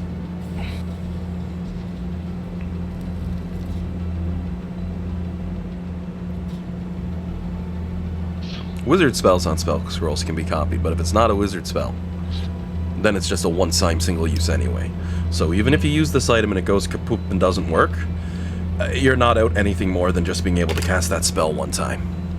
Yeah, it's a pretty good spell. I used that a lot on, I think, maybe not the last floor, but the previous dungeon. I think that's pretty much what I used the entire time. Your own action is really the biggest out.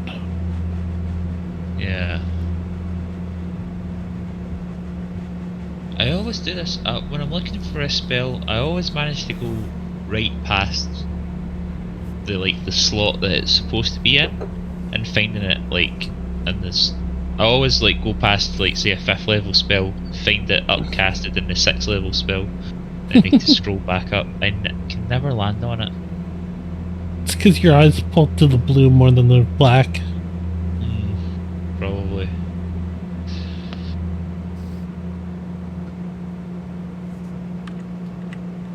Meanwhile, Flux is like, I got 264 health. Well, I need mass cure wounds. No, Flux would not say that. I know. Flux, the most rational-headed combatant ever. Pretty much it's like, a mass cure wounds, great, that's going to be additional health. I'm going to need that because something's going to hurt me soon. It's going to happen. I'm ready for it. Kick some ass. That's the truth. I have a vague image in my head of every player as Rambo once in the blue, but you know. Flux knows she can kick ass, but she also knows she has limits.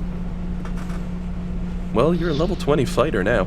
I'm waiting for that next fight we get into when you're swinging around 4 attacks so I can have me some more fun describing them.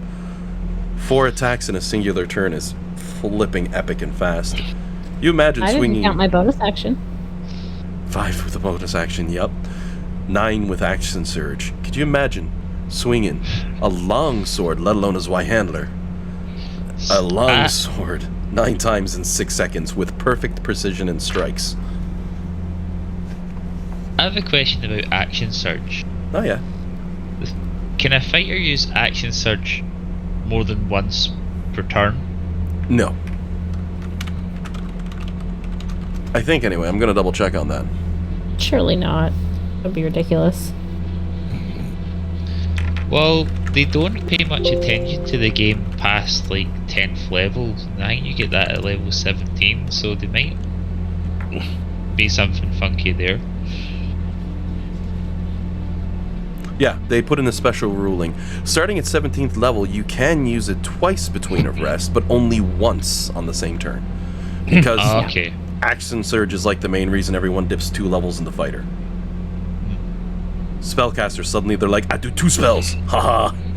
Sorcerers are like, I do 4 spells, haha. Because, you know, freaking crazy ass sorcerers. I was just asking because imagine the Flux could do 12. Oh god. 13. 13. Yup. Oh god. Before Flux takes that action surge, she just goes, I'm going to fucking reclaim the Misty Mountain, bitches. Hey, everyone, I need you to all just take a couple steps back, because I'm just going to turn into a blender and just destroy everything in this circle. Oh, pardon me. With a 10-foot reach now. One additional... You could bring her up to 14 if you cast haste on her. Just saying. If we were going all out with double action surge, 14 swings. Wait, the wording on haste. You gain one additional you gain 1 additional action for your whole turn, and if you use it to use an attack, you get only 1 attack out of said action. Partially because once you get up to level 20, the only person who should be swinging that many times is the fighter and other martial classes. It's how the game ultra balances in the end.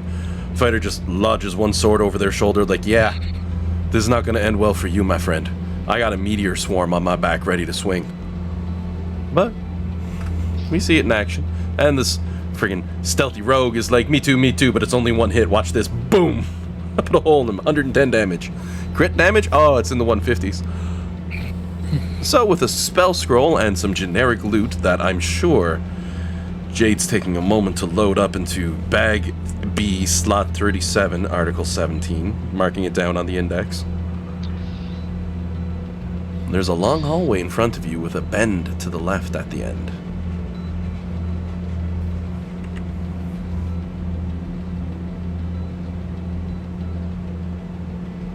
Sorry, Alright. I just had to like step away from the computer if someone else wants to move, not Nimber. Like I'm near it, but I just needed to like lay down for a moment. Oh, you by all okay? means. Oh yeah, no, I'm absolutely fine. I just like need to like stretch, kind of type deal. Yeah, I get it. Every now and Look at again, I me. gotta stand and walk. I feel you, man. I'm the wizard now. Look at me, I'm the wizard now. As you make your way forward through the labyrinthian tunnels, twisting and turning, as they take a bank to the left, or to the west, as I should say. And you can see another turn to the north.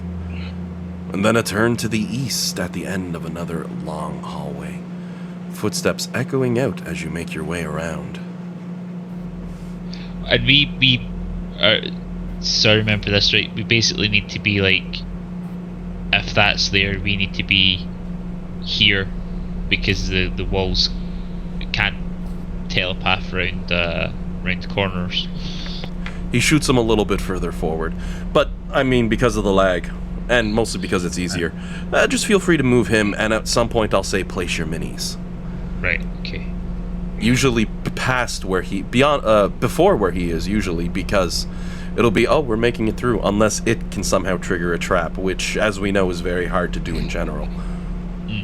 Now, as you move down this next area, the hallway turns east again and takes a dip, a full 180, looping you back towards the opposite direction. You're not quite there with not Nimbar yet, but I'll go ahead and move him at this point Alright, yeah. to signify the little dip and flip in the road that I'm referring to. Okay. And if you all want to bring your minis up to par, I'm going to put not Nimbar as far as your minis can go.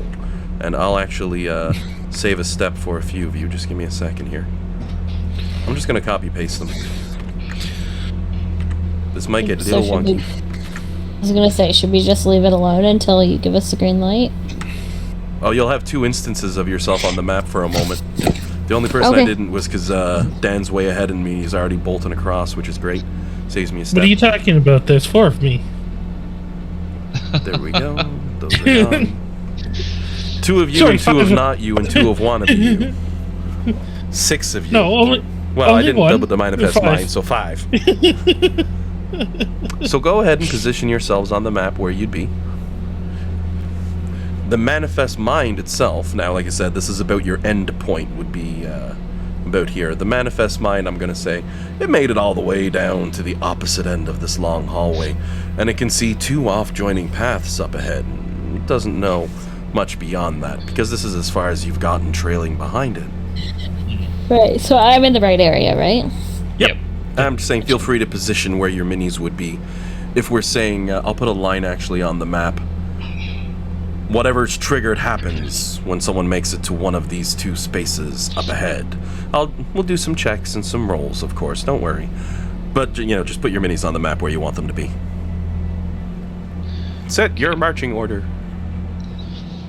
We get, not, like, your clone down here, and then I can go right behind you. Oh, you could even like. Oh no, I suppose I have to be able to see my dude. That's what I figured. You Yeah. probably needed to see your little buddy. Huh. There's 2. 2 levels.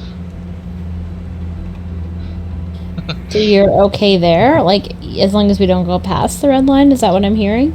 Yeah. Yep. So you And could, I'd be ahead of you. That's And Dean and Jillian, since you're both going to be leading, you can also do a perception check when you get a chance, if you wouldn't mind. Okay. And everybody else wants to position themselves as you're moving, though if that's where you're at. Yeah, I'm going to be, I think, an ape just now. I just realised that when we're side by side like this, things like a saber-toothed tiger are large beasts, so it would be too big for the corridors. But apes are medium. You think So you're that... going ape on us? Yeah, you'd think that how skinny... Well, not how skinny, but how sleek a cat could be. You think I wouldn't take up 4 squares, but... I know no it's matter. He-Man, but that could work for Jillian.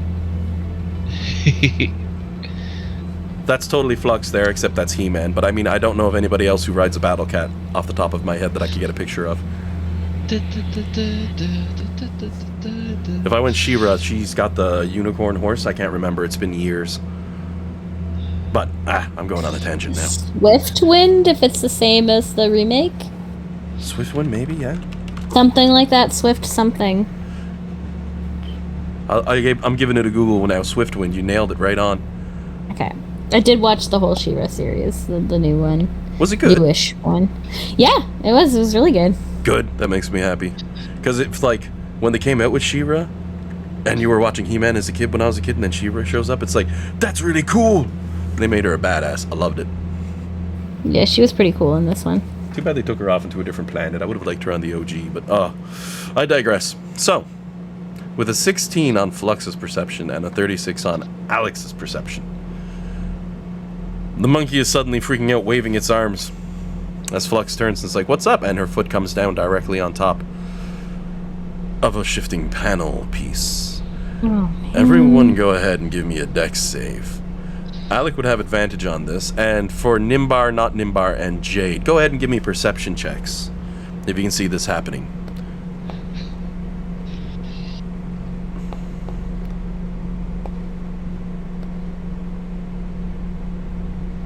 Jade does. I'm waiting on both Nimbars before I say. Oh. Jade does and Nimbar does. Nimbar Simulacra at the back of the line. Kind of makes sense. As you walk forward and trigger a pressure plate, the ceiling pops open. And from above your head, boiling tar drops down. Jade and Nimbar have advantage on their dexterity savings throw to dodge out from underneath the oil. Nimbar Simulacra does not, unless you got a magical thing up your sleeve. He's got 1 health. There's no way I can't kill him. Oh boy. Oh my.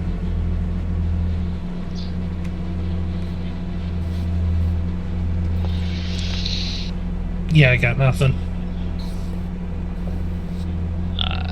Don't think that a D6 would help the 13 there. Alright. As the hot tar falls and burns on top of the ground and on top of each of you, Jade successfully rolls out of the way. I'm gonna say you go diagonal to the next hallway. That makes sense, right? Jade successfully rolls out of the way of the splashing tar, taking no damage. Nimbar, with a 19 on his dexterity save, who successfully rolls out of the way as well, following Jade's lead. Maybe he's under Jade. Doesn't matter. Somehow he still gets burned and Jade comes out fine, which doesn't make any sense to him, you know. So you take half of 21 points of damage from the tar as it falls. What type of damage is it?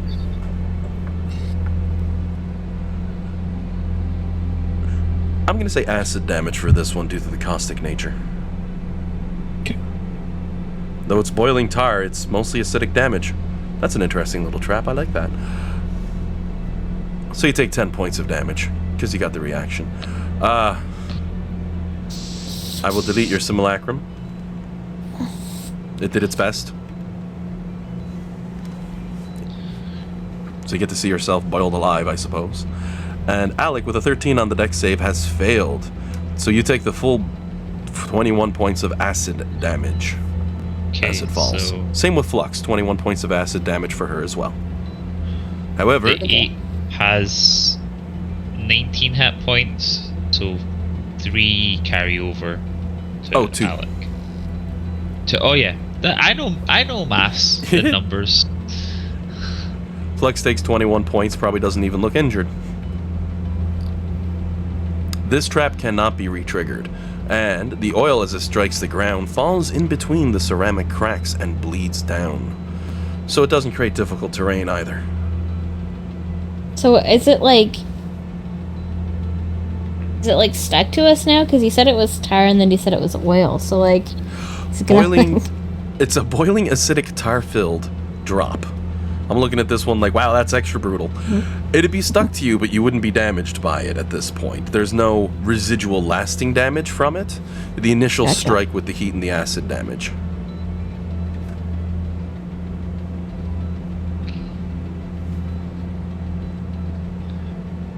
That was thoroughly unpleasant. Agree. It probably stinks of burnt hair now as well, given how hairy a gorilla is. All that oil would have fallen down on the gorilla, which would just roar like as its body melts away and leaves Alex standing there like, ah. The groaning you're hearing not from the pain, but from the stench. And Nimbar has you both covered.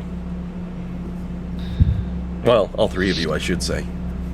Jade, meanwhile, is just like, hey, what's wrong? You guys suck.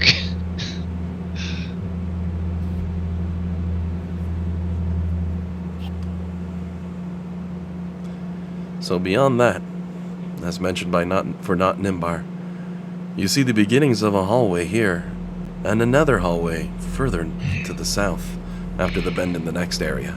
As mentioned, that trap you cannot re-trigger. It's a one-time shot. Nimbar will collect the gear from the simulacrum and put it in a bag. Poor simulacrum. Theirs is a fleeting existence when a dungeon has traps in it. Hmm.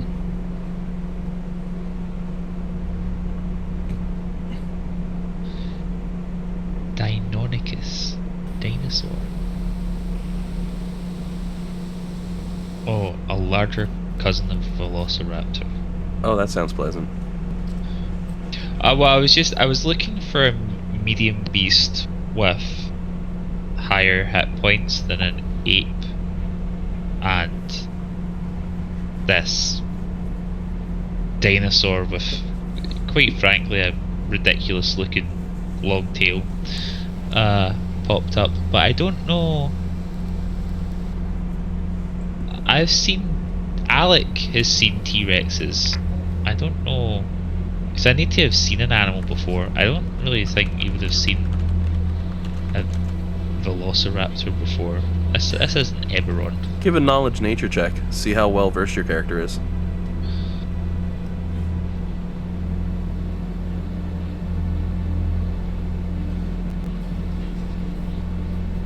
I feel like this is going to be embarrassing for Alec. Oh no, 14. Let's picture in a 1. Alec has knowledge of the creatures.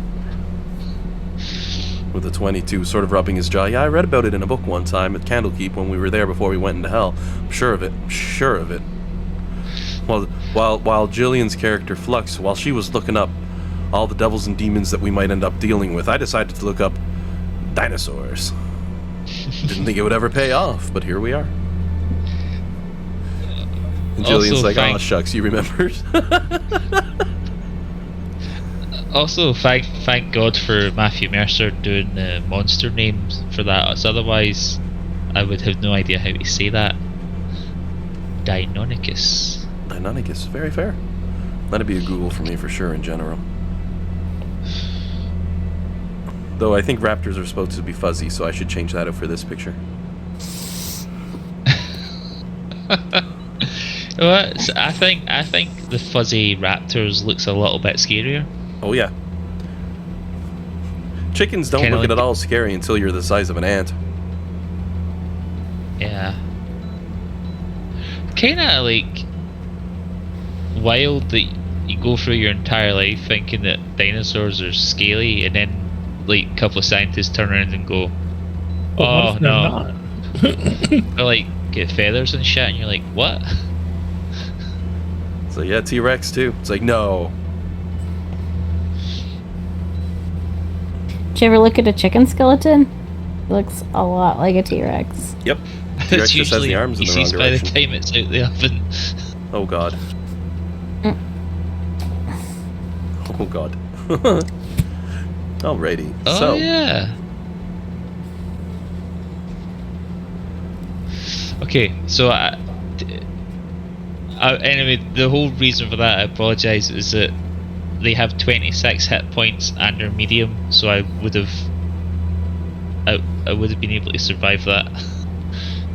So well, we know what your next form is. Yeah. Clap along with that thing that they do. Well, I think that's yeah. raptors, but you know, still. We need to practice a dino cough, dino bark. You go into a tube of paper towel roll, it'll give you that. I kid you not, just that snoring sound will give you a vicious growl. Dean's gonna try that later and be like, holy shit! Gonna need to use some kitchen roll, Jillian. Shouldn't be a problem for me. Alright. Okay, so let's keep an eye out for those kind of plates as we go along the rest of this corridor, because Alex like, okay, everybody single file. single file. As you make your way up to where the manifest mind is, there isn't any other nasty traps or rolls for you to be worrying about at the moment. And as mentioned, all you can see in front is another set of hallways, 2 of them, just the edges of which from where you presently stand.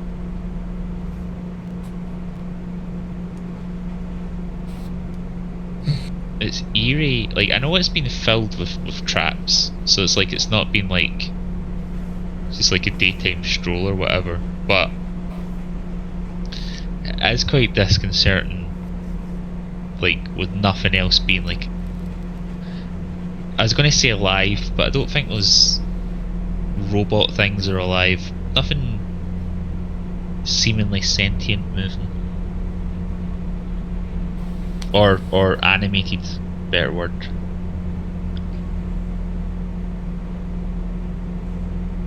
Doesn't help that the whole place is pristine, having never really been used. Oh yeah, it'd be like walking down like a never-ending hospital corridor.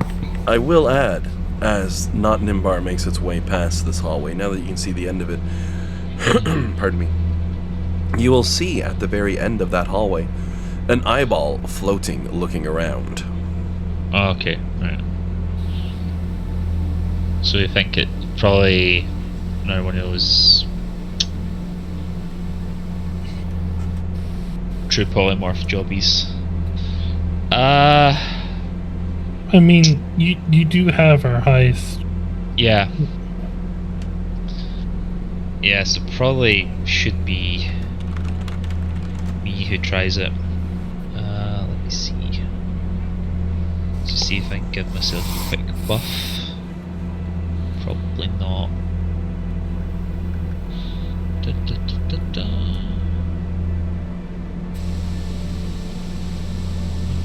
I'll be right back. Yep. Have fun. Nope, that's con saves.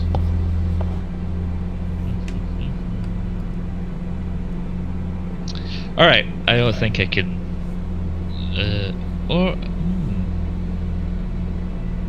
No, that's expensive. I was gonna say I could use Bones of the Earth to make pillars appear in front of it and block it from looking at us, but it's a 6th level spell. And don't get too many of them. So let's. Yeah. Just before I step in front of it, I'll just put get a. I think I've got a old quarter staff sticks hanging around the bag of holding. I'll get that and like a spare helmet from Jade's treasure pile, and I'll put it on the end of the quarterstaff and just, like the old sniper trick from World War II, just put the helmet on the stick round. All see right. if anything happens. And while Alec is doing that, where's everybody else positioned on the map? Did we go across this corridor? Yep, Yeah. you have no trouble following behind him.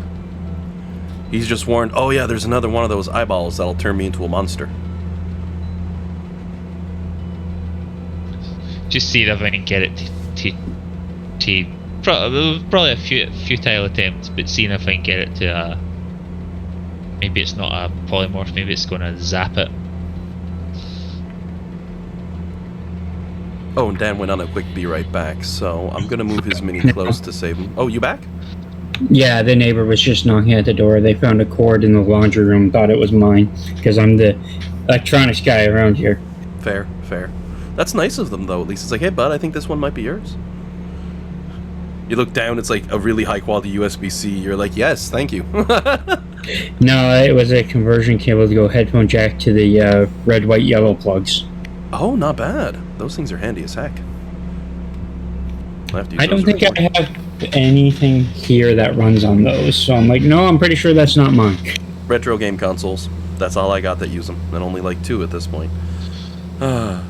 So, I moved your character up to about there to save you time and lag. I was just asking everybody to pop their minis where they'd be as Alec is messing around with the eyeball.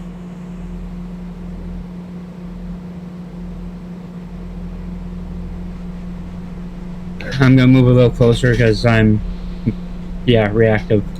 Oh, yeah. All right. So as Alec looks back at the team, he's like, yeah, check this one out. And he puts that helmet, I don't know, comprehend languages on it because it can't get destroyed anyway. Holds out the stick, gives it a wiggle. You wouldn't see this as it happens, but the eye turns and squints before opening wide as a bright streak flashes straight forth from the pupil, firing right to that suit of armor right here as it blossoms with a low roar into an explosion of brutal flame. That's right, fireball.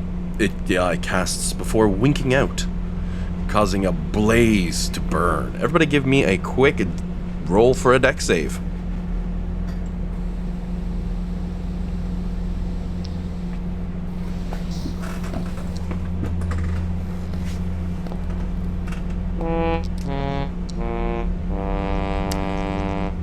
Nimbar has failed.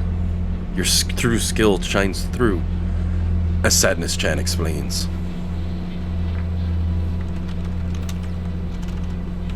Nimbar, meanwhile, sitting there like, damn it, if I was up front, I could have counterspelled that shit. I was thinking that.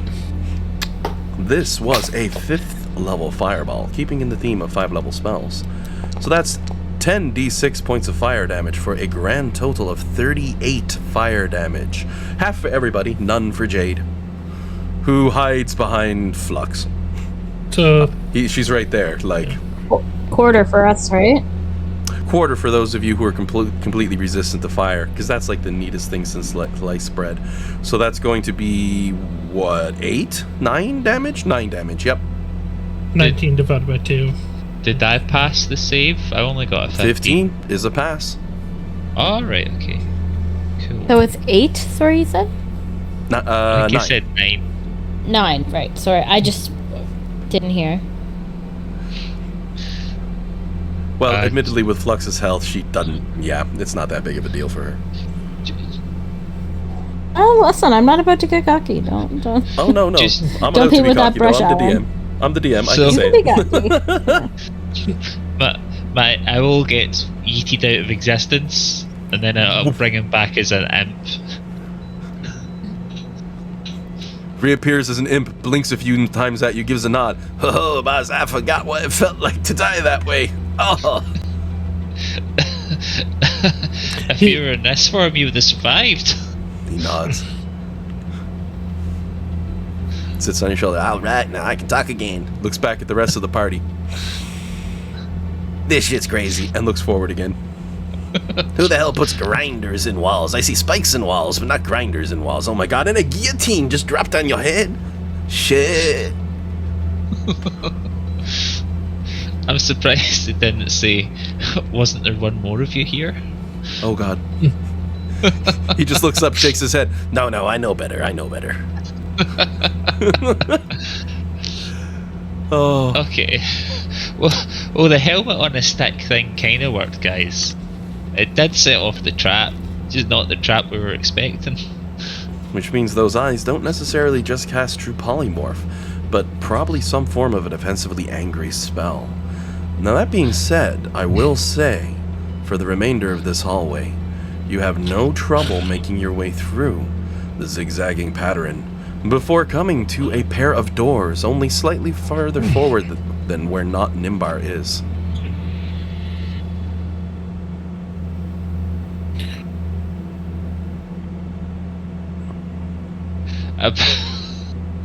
Imagine if we got to the end of this corridor and these doors and it was like, JK, you went the wrong way. Huh? This has been a dead end the entire time. Big sign up. This corridor I haven't planned was the trap. Oh my God, I could do the commercial. I haven't planned the dungeon this far yet. Everybody go back the other way. And Jillian, I just moved you up there to save the minute. Same as before. Thank you.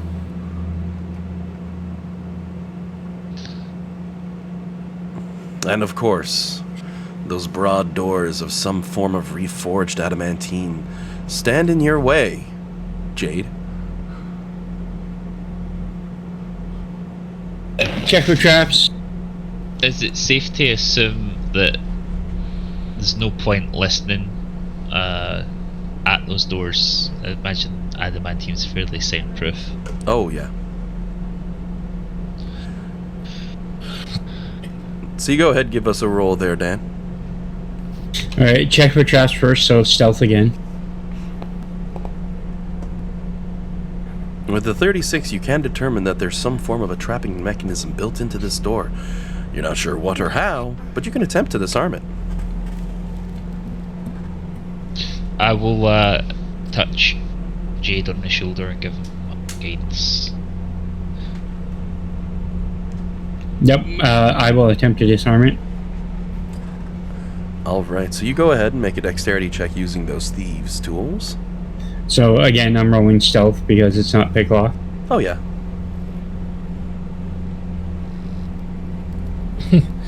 Nimbar's going to go kind of hide in the corner. 28. It's a D4 for guidance. Yeah. Better not roll a 1. If he rolled a 1, I would have felt bad. It'd be like, I jinxed him. You almost end up triggering the trapping mechanism, but you find it at the last moment where that one click needs to be, twisting where it needs to go. You disable the trap on the device. The door's still locked, however. Oh yeah, I'm gonna pick the lock now. Alright. I'll give him guidance again, just in case. And I take it the key is turned off when I put it in. Of course. Rolls a nat 20. Jade looks back at the party like, I almost triggered a trap. Gives a wink, turns the key, unlocks the door. In we go. You want me to not have advantage? Fun. I'll just roll 20 anyways. Now the door is unlocked.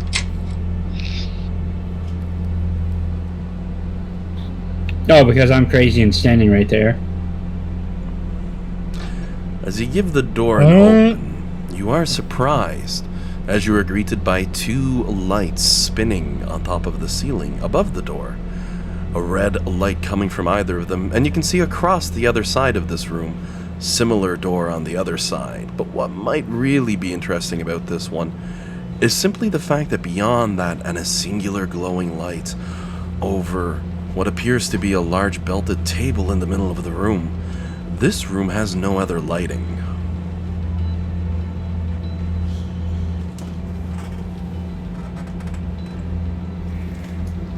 You do see a large mechanical arm positioned above said table, tubes and pipes running through the walls and other forms of construction material and such. And interestingly, by the southern wall, 2 points that I've marked here with these items you see, for what appeared to be 2 holes, just big enough for a set of hands to fit in, and what appear to have some form of grip in there, though from this far back you can't see much of anything. Guys, don't put your hands in the hole. I think the holes lead into here, not out. They're holes in the Don't. walls. I just have the 2 divots there Alright. coming out a little extra far to signify it. Okay, I thought we were like on the inside of the test chamber. Now that yellow striping, yellow and black going back and forth over each other, is on the floor. There are no walls whatsoever in this room.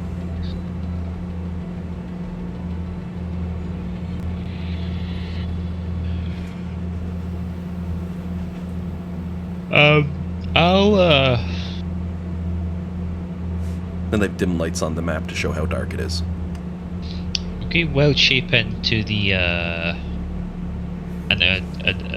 direwolf. I'm going to give the room a sniff. Does it sound like? Does it smell like there was once anything living in here, or Just metal and oil. That's all you smell.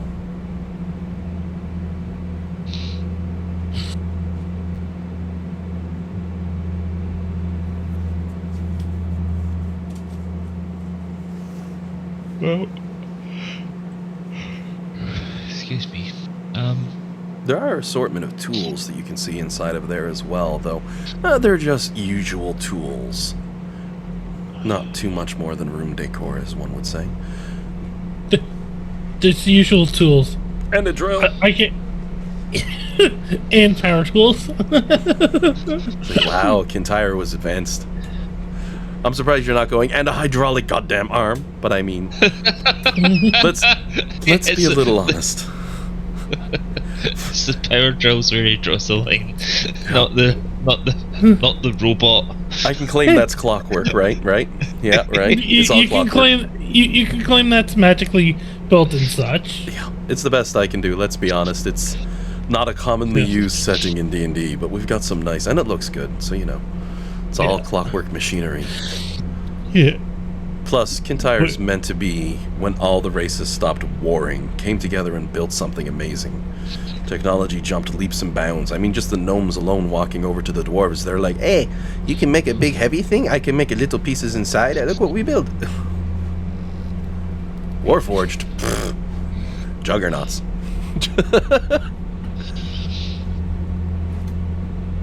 So who wants to be the guinea pig to step into the room? Jade just marches right inside, looking around like, oh, ain't this interesting?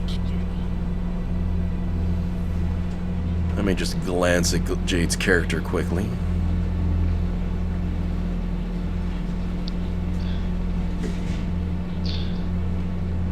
Yep, that's what I thought.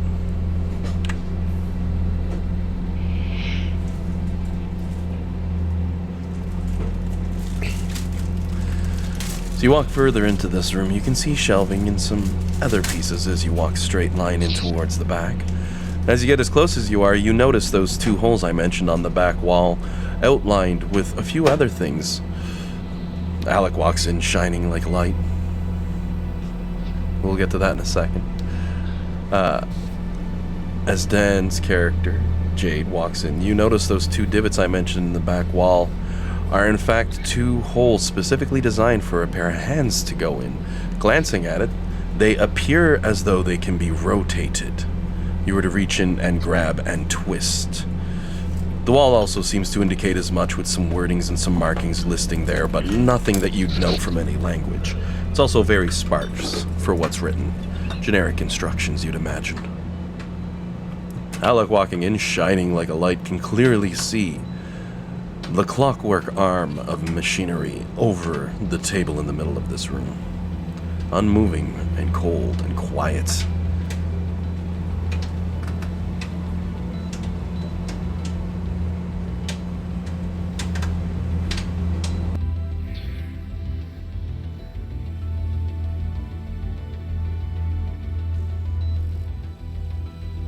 Part of me wants to step over the line, part of me doesn't. Nimbar, third person to walk into the room looking around like, well, isn't this interesting? I really want to check it out, but I've learned. What about Flux? Jillian, she heading in?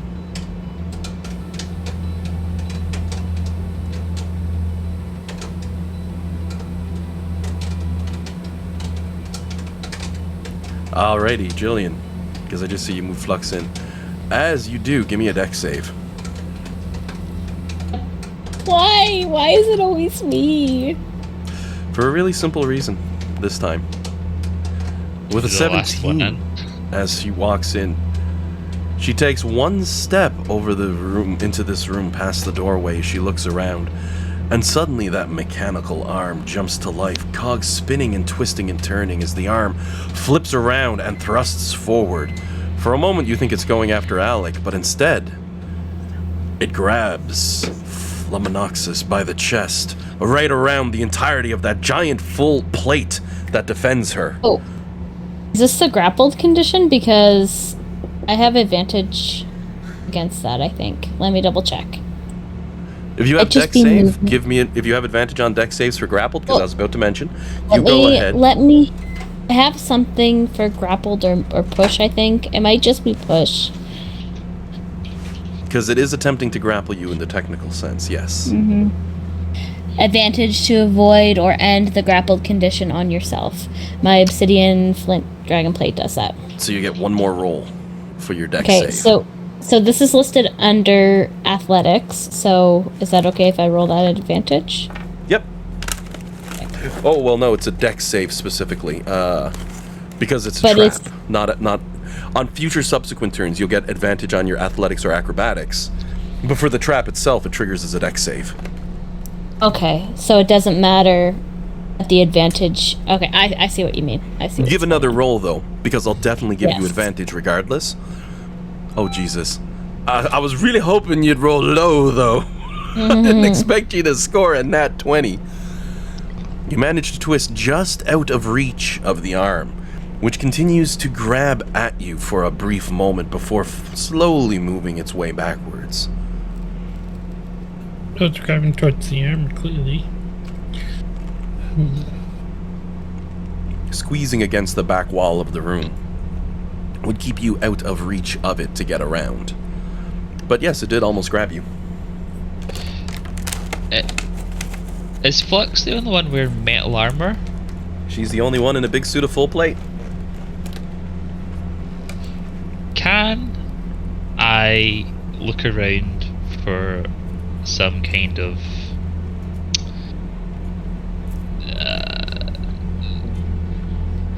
instructions or signage that says what this thing does? As mentioned, there are some words on the wall above those two holes near where Jade is, but beyond that, nothing. Can read them. I can use the helmet if we can. Them. You notice it says across the top in this back wall a title for the entire room: Clockwork Triage 101. Underneath that, directly above the two holes on the wall, it says Hazmat.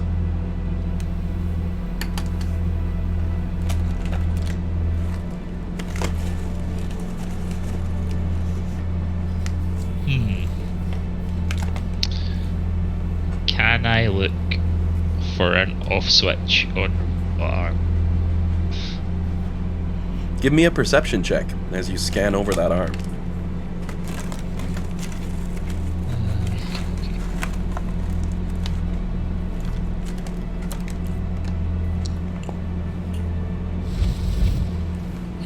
Near the bottom with a nat 20. My god, what's up with you all?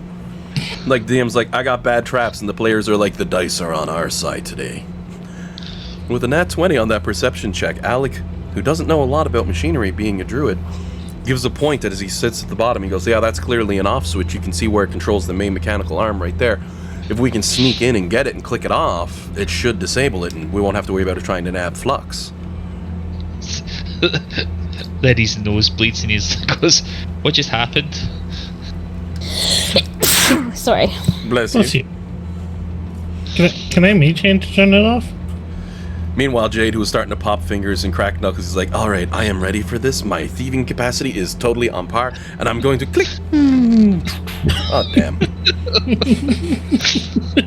The clockwork arm returns to its reset position and slowly lowers itself back down, head drooping down.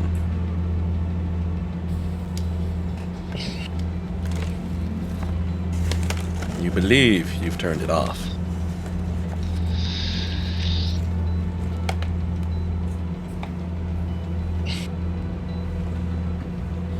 I love mage hand.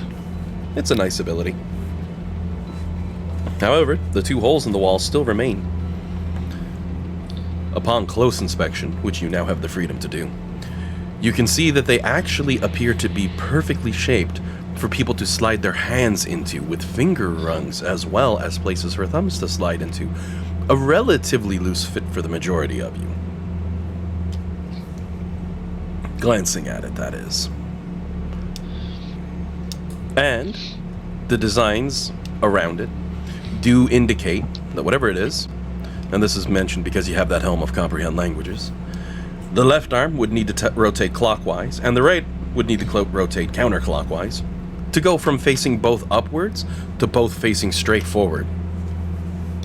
As Nimbar stares at them, he can almost hear a little chuckle of a giggle of a laugh in the back of his mind as he hears words from before. Oh, hi buddy. Could I give you a hand with that? With that? Maybe gets a shudder from a previous dungeon. You remember. Oh, yeah. Oh, yeah. No, I already made that joke. I know, that's why I gave you the flashback. That being said, I'm going to put a mage hand down both of them and just try and rotate it that way. Nope. It is not strong enough to even make the slightest twist in there. Damn it. Yeah, let's do it. Sorry. No worries. I can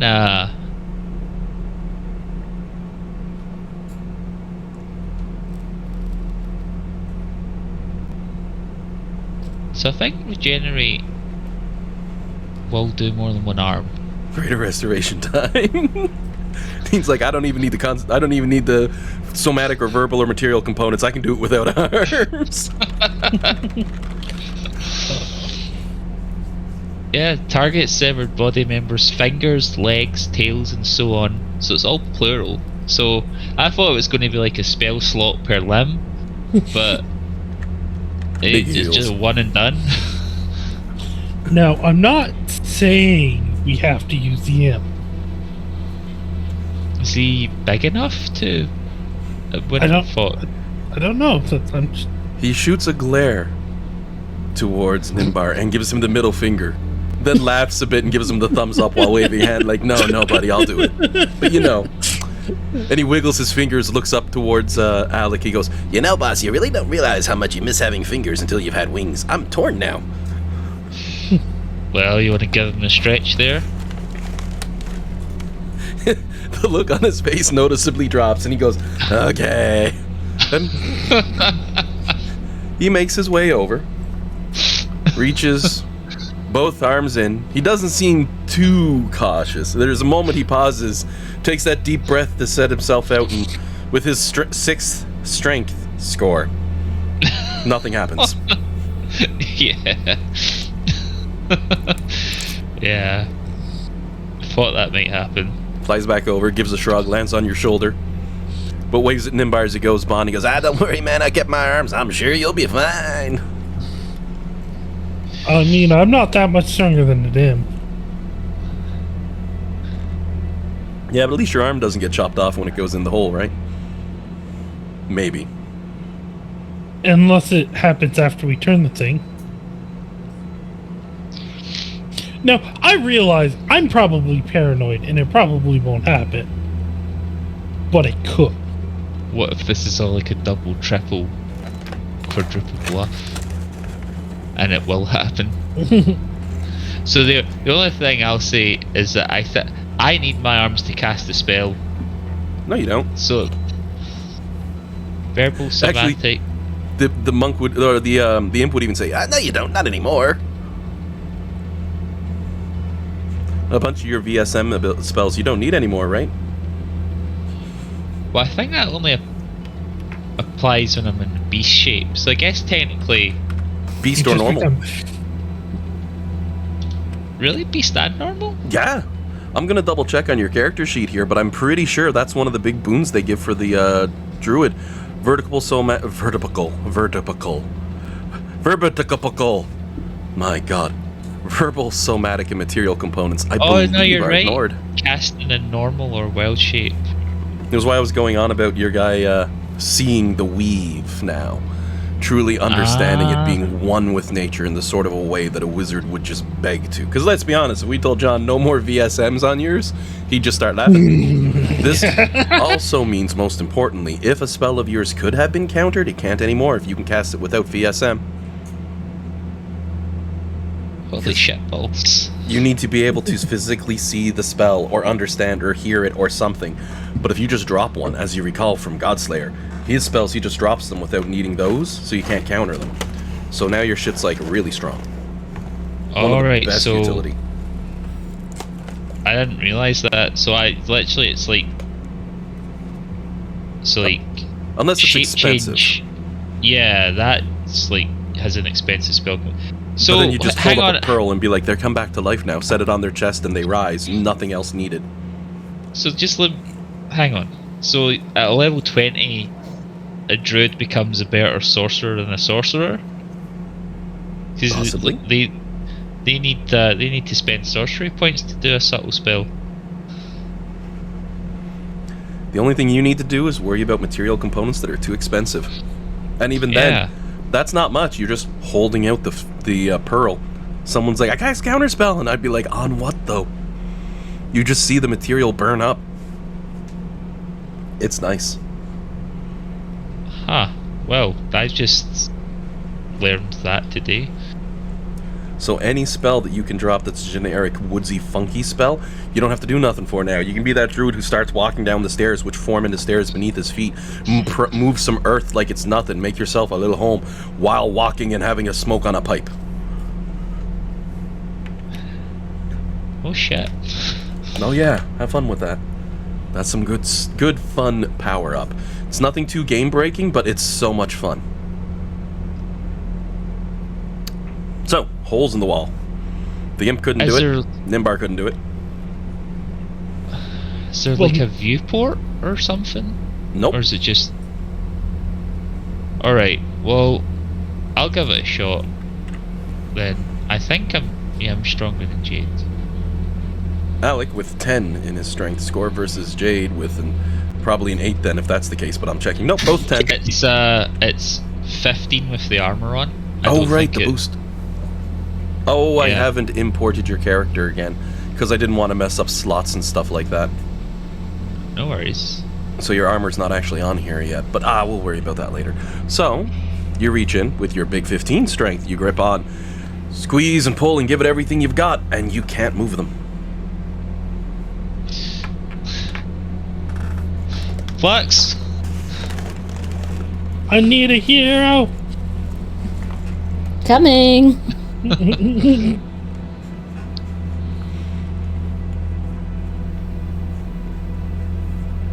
I'll move your mini. Okay. Pop you in place. Flux makes her way over, might give that side eye to that mechanical arm that no longer moves as she does. Yep. 2 holes in the wall in front of you. I'll. So I'm reaching in. Is that what? What are we doing? With your big 29 strength, it's too tight of a fit. You'd need to take your gauntlets off. Well, I'm not wearing them. Oh, right. It's a belt. Oh no, I mean the metallic gauntlets that make up part of your armor have to come off. I thought you meant the ogre strength gauntlets, right? Okay. No. Yeah, that's fine. I will do that. Should I take a knock to my AC for the time being, or no? I'm not too worried at the moment. Don't worry about that. We'll worry about that in a few Yeah. minutes. Do that and hand them to whatever creature Alec is currently. I'll just be, I'll need to be human for now because I just tried to use the things, so... Okay. So you pass over the gauntlet portion of your armor to Alec as you reach your hands in. It's a very snug, tight fit. You've practically realized now as you slide your hands in that these almost seem like two gauntlets shoved into the wall, holding on to something in there that can be twisted. Giving it a turn? Yep. With your 29 strength, it gives, buckling, whining, and twisting as these two rusted spheres slowly rotate down to level. Almost feels like you're holding a bow staff straight out in front of yourself. However, to your character's object horror possibly, the wall tightens on your arms around the wrists. Of course it does. You're unable to remove them, in fact, as what almost appears to be liquid metal seems to pour out from the wall, cutting, turning, and twisting beneath your armor, ripping it apart as it completely covers your character, throwing your armor aside in scraps and broken pieces to the ground.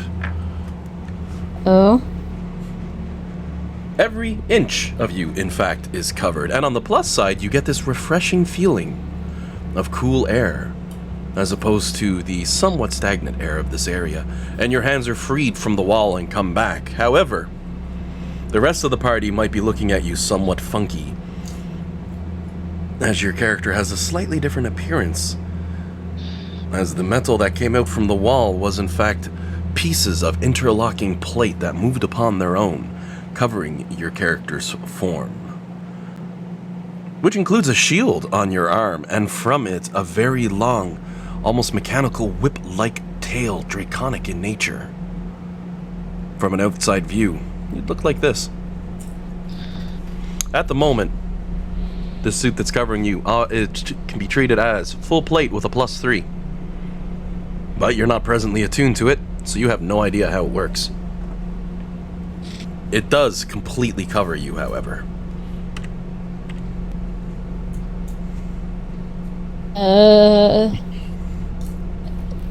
Is this okay, guys? Do you think I'm okay? Can you breathe? I think so. Nimbar, I think I'm going... just give me a minute. Nimbar's going to go over, and then not Nimbar's going to float by him, and then he's going to start ritual casting Identify, and he's going to tap the head on tap the head, it'll do the spin, and we will skip the ritual time, so 1 minute later we know what's going on. 1 minute later, as you attempt to analyze this armor, you're unable to truly analyze this armor by the time the minute has gone by. It definitely appears to be cursed as near as you can tell, but you're unable to determine how or why. But one thing you can certainly determine over this minute, because I'm sure Flux would have attempted to try to at least open the helm or take the gauntlets or some part of it off, the armor will not budge. I don't know how I feel about this, you guys. Dispel? No, Dispel won't take away a cursed item. It needs to be removed. Curse. Oh, okay. Or it might be that...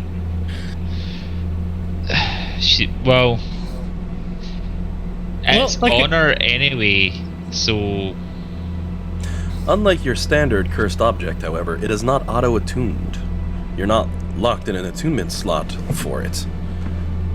You could take the hour to attune to it to try to figure out something more about this weird suit of plate. I was gonna ask, like, do you guys mind, or does anybody have Identify? Well, You just attempted the Identify. Oh, we did? Oh, Yeah. I'm sorry, I missed that. Yeah, I think we've got to give you the hour just to see what the hell's going on. Yep. I sit down and try not to freak out. Like, meditate for like an hour. Deep breaths. Alright. I'm going to skip an hour of game time, because fortunately over said hour, you get no negative impulses from this suit of armor at all. And, of course, I'm going to pause the game at this point, because I'll leave this as a clip for next week. I don't want to leave this one on a cliffhanger as great as it would be to say, hey, you'll find out what it is next week. What I will tell you is that this armor's ability to retract as well is something that exists. You're able to peel back pieces of it, the interlocking plate, after you attune to it, mind you. You could pull back the helmet component, the gloves, and the feet. At most, it can be stripped down to be as small as chain mail on your body, or a suit of full plate where you'd normally keep it. It also has the ability to both summon and dismiss a shield and a whip tail, which has some extra fun features. But this is all stuff we'll find out next week, as you've acquired a new and very powerful suit of armor. Its ability to auto-equip is part of its curse. If you're attuned to the object, it can be completely removed down to a set of gauntlets and set aside, and then when you put them on, it'll immediately become a suit of plates on top of you, in case for some reason you ever actually needed to take it off. But this is an exceptionally comfortable suit. You can actually have a long rest while wearing it, if you absolutely want to. Not something you'd want to repeat over long periods of time. But what's really interesting, among some of its finer abilities, besides the fact that it gives you a 20-foot climb speed and other bonuses that are really nice. I can't give you any faster. Jade has to be the quickest climber. We know how this works. It's only fair. Okay, I'm not offended. The suit can hermetically seal itself, which it did when it first jumped on you. While done so, you're pretty much immune to gaseous poison techniques and that sort of such. You can breathe underwater, I'm putting air quotes here, and you do not need food or drink to survive. However, it can only maintain that state for up to an hour at a time, and gets it back on the new dawn. I'll put more info for this suit of armor for you up later, but for now, essentially, you've got a nice +3 plate. We'll get it added onto your character for next week. Okay. With some other nifty power-up abilities. But most notably, and just for the fun on this one, gives you a +4 to your con score, max 30. So, it's like Hulkbuster armor, with Fluxbuster armor. The Fluxbuster plate, oh god. But you know what getting +4 to your con score does, Jillian? Gets you over the 300 mark. Does it? It puts you at like just over 300, 304, I think. Oh my goodness, that was one of my goals. Yep. It's over 300! To give you a nice maneuverable piece of plate. Now, your obsidian dragon plate that's been torn off by this armor, you could take the time to repair it and it would be a viable suit of armor again for anyone who'd wish to wear it. But in its present state, it's basically had its internal buckles all torn off, so you know, it would take some work to get them going again. The other nice thing... Oh, sorry. Sorry, I'm just doing some housekeeping here. Can we say that before we took a long rest, Flux would have taken her second wind? Because I get that back on the short rest. Oh, definitely. Or sorry, I meant to say short rest. Here, I'll pause the game for that stuff. I'm also gonna take 2 hit die like Dean, so I should be back to full because I still have my potion of vitality. I'm pretty sure. Alrighty. So that gives me 30 automatically. And then I was gonna also do my second wind, which was a D10. D10 plus 20. And congrats, you're someone now in 5th edition who can summon and dismiss a shield as a bonus action. It's part of the armor. That's pretty cool. You can summon a +3 shield. Ooh. You'll never use it, you know, with that SY handler ability. But in the off chance you need a shield... Here's the thing. That might be my bonus action because I'm gonna have to unattune to something if I want to attune to this armor. And it looks like it might be the Dancing Thunderbolt because... Oh, yeah. I don't really want to get rid of my Belt of Giant Strength. Admittedly... And the other one's a Y handler, so... You could take 4 swings with the Y handler, and then use a bonus action to bring up the shield. Start of your next turn, bonus action, put down the shield, swing 4 more times. But then you've... that's what I mean. Like, I should be able to freeze up my bonus action if I'm not going to attack, but then that means I'm not going to attack 5 times, which makes me sad. We'll see how it goes.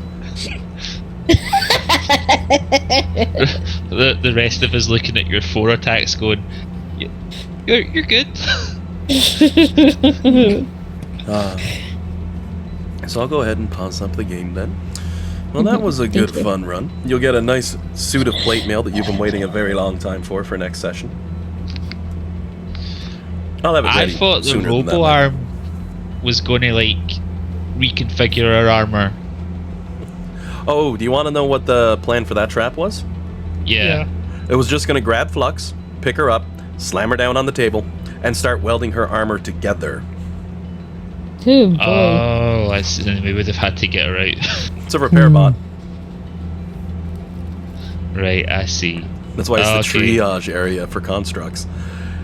It went to grab her, and it almost picked her up and went with her, but then Jillian's like, wait, I got this ability, and I'm like, I'll allow it. Yep, no, roll with advantage. And then she gets a 20.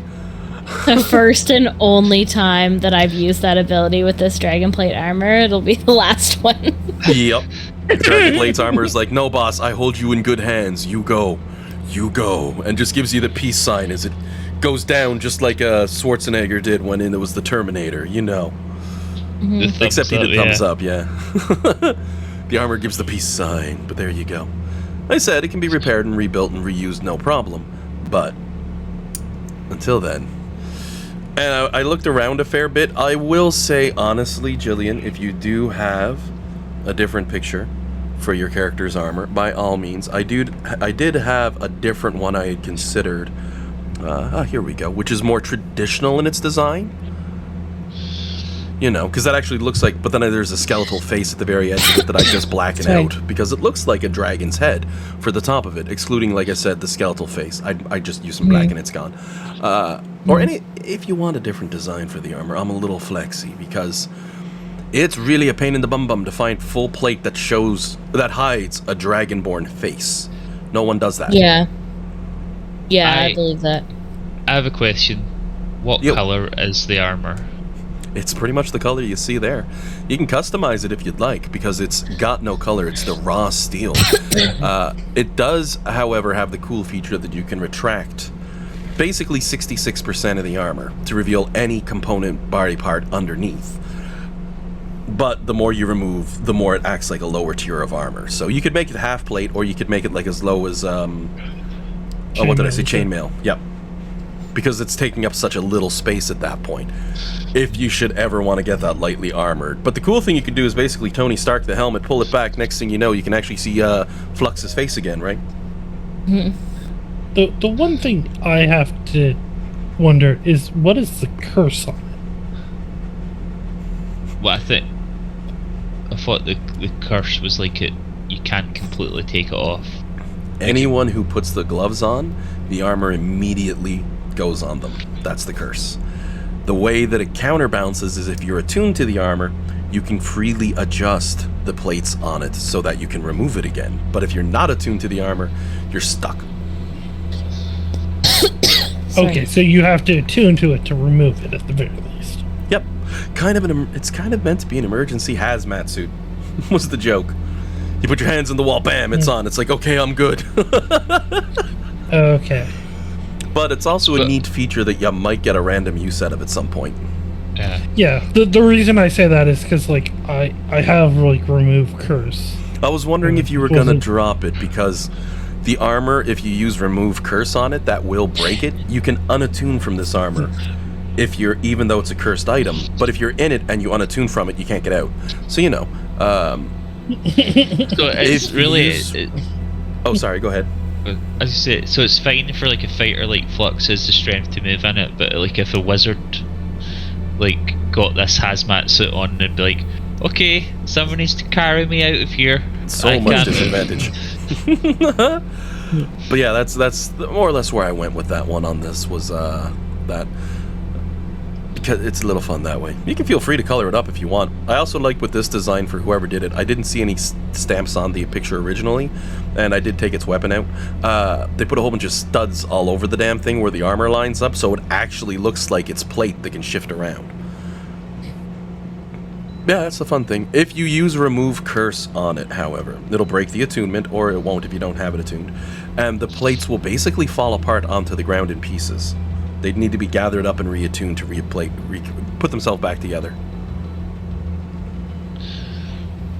Okay, cool. And which would have happened if we got that far. Because John's like, I'm gonna use this on it, and Flux is like, hang on, it's not hurting me. Maybe I can attune to it. And the attunement has a good ending. The curse Yeah, I is was just sitting there basically like there to ready make it... with. Oh, sorry. Sorry, go ahead. No, I was go gonna ahead. say the curse is just me doing a double fake like I do sometimes. It's like, haha, but it's not actually bad. I read a very interesting post the other day that says that was a way how to like safely disable a wizard was just to put them in like a cheap suit of armor. Because they're not proficient with armor, they can't cast spells. Oh god. So Yeah. like if you knock a wizard unconscious and like usually like bind their hands, bind their fingers, keep them gagged, it's like no, just spend 30 gold on some ring mail, put them in it when they're unconscious, then it'll take them at least 10 minutes to get out of it because it's heavy armor. That's 10 No one's minutes going to of be you able to. kicking their Yeah. ass. So I was like, I never thought of that before. That's genius. I like little Then you'll solutions. find the one who is proficient with it, and be like, "Alright, now I'm even a bigger threat." Well, Oh my, oh my. ring mail sucks. I don't know. I think that would be too much of a threat. Okay, but it's still a higher AC, right? I think ring mail's like 13 maybe.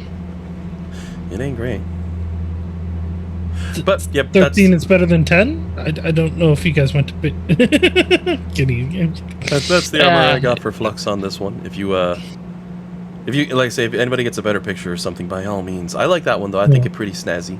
Has that sort of badassery look to it. That's Yeah, pretty so cool. so Dean got a new set of armor. Julian got a new set of armor. Dan, are you ready for your new set of armor? He got his sword. He got super blade. I mean, I might have to keep his armor Yeah, class low but- just so I have a way to kill him. Otherwise he's like, I evade. Oh, fireball, I evade. There's some more power-ups coming out. Don't worry. You're in the last dungeon. If you've ever played a Final Fantasy and you go through the last dungeon, it's like, oh my crap, this is a suit of Genji plate, and it's right beside the Mazamune. Wow, that's awesome. go, And a "Hang- runic blade. You go, hang on a minute. What's in the next room? Why has the music changed? A save point? why is it in Latin? Oh god, I hear Latin chanting. That's when you. Sorry, no, it's like, why is there music? Oh god, there are lyrics! And they're in Latin! Uh-oh. You're dead. Oh my. Alrighty, everyone. Well, I'll have that suit of armor done up onto Jillian's character for this week and throw it on there. Because it's a fun one. I didn't know if you'd go north or south, though, which determined which way the rooms would all play out. So, well, we've gone north. Not saying you're not going to have to go back and not go south at some point, but we'll see how it all plays out. After all, it's still a bit of dungeon left to go before we're done this one. I'm actually zooming out just to see how much we got done so far. It's looking good. And what I will do is, I'm gonna set the lights back to lit up. Because it was fun for a little bit while that room was dark and dreary, but now, we'll set it back to normal. Alrighty then, anyone. Well, if there's any questions before we go, figured to let that hover. Thank you very much. Always Yeah, a thank you. pleasure. Game. Great playing, great playing. I'll have more traps ready to get y'all next week. Great. All right, have a good week, everyone. How's it Alrighty. going? Later, everybody. Bye. Later. Bye.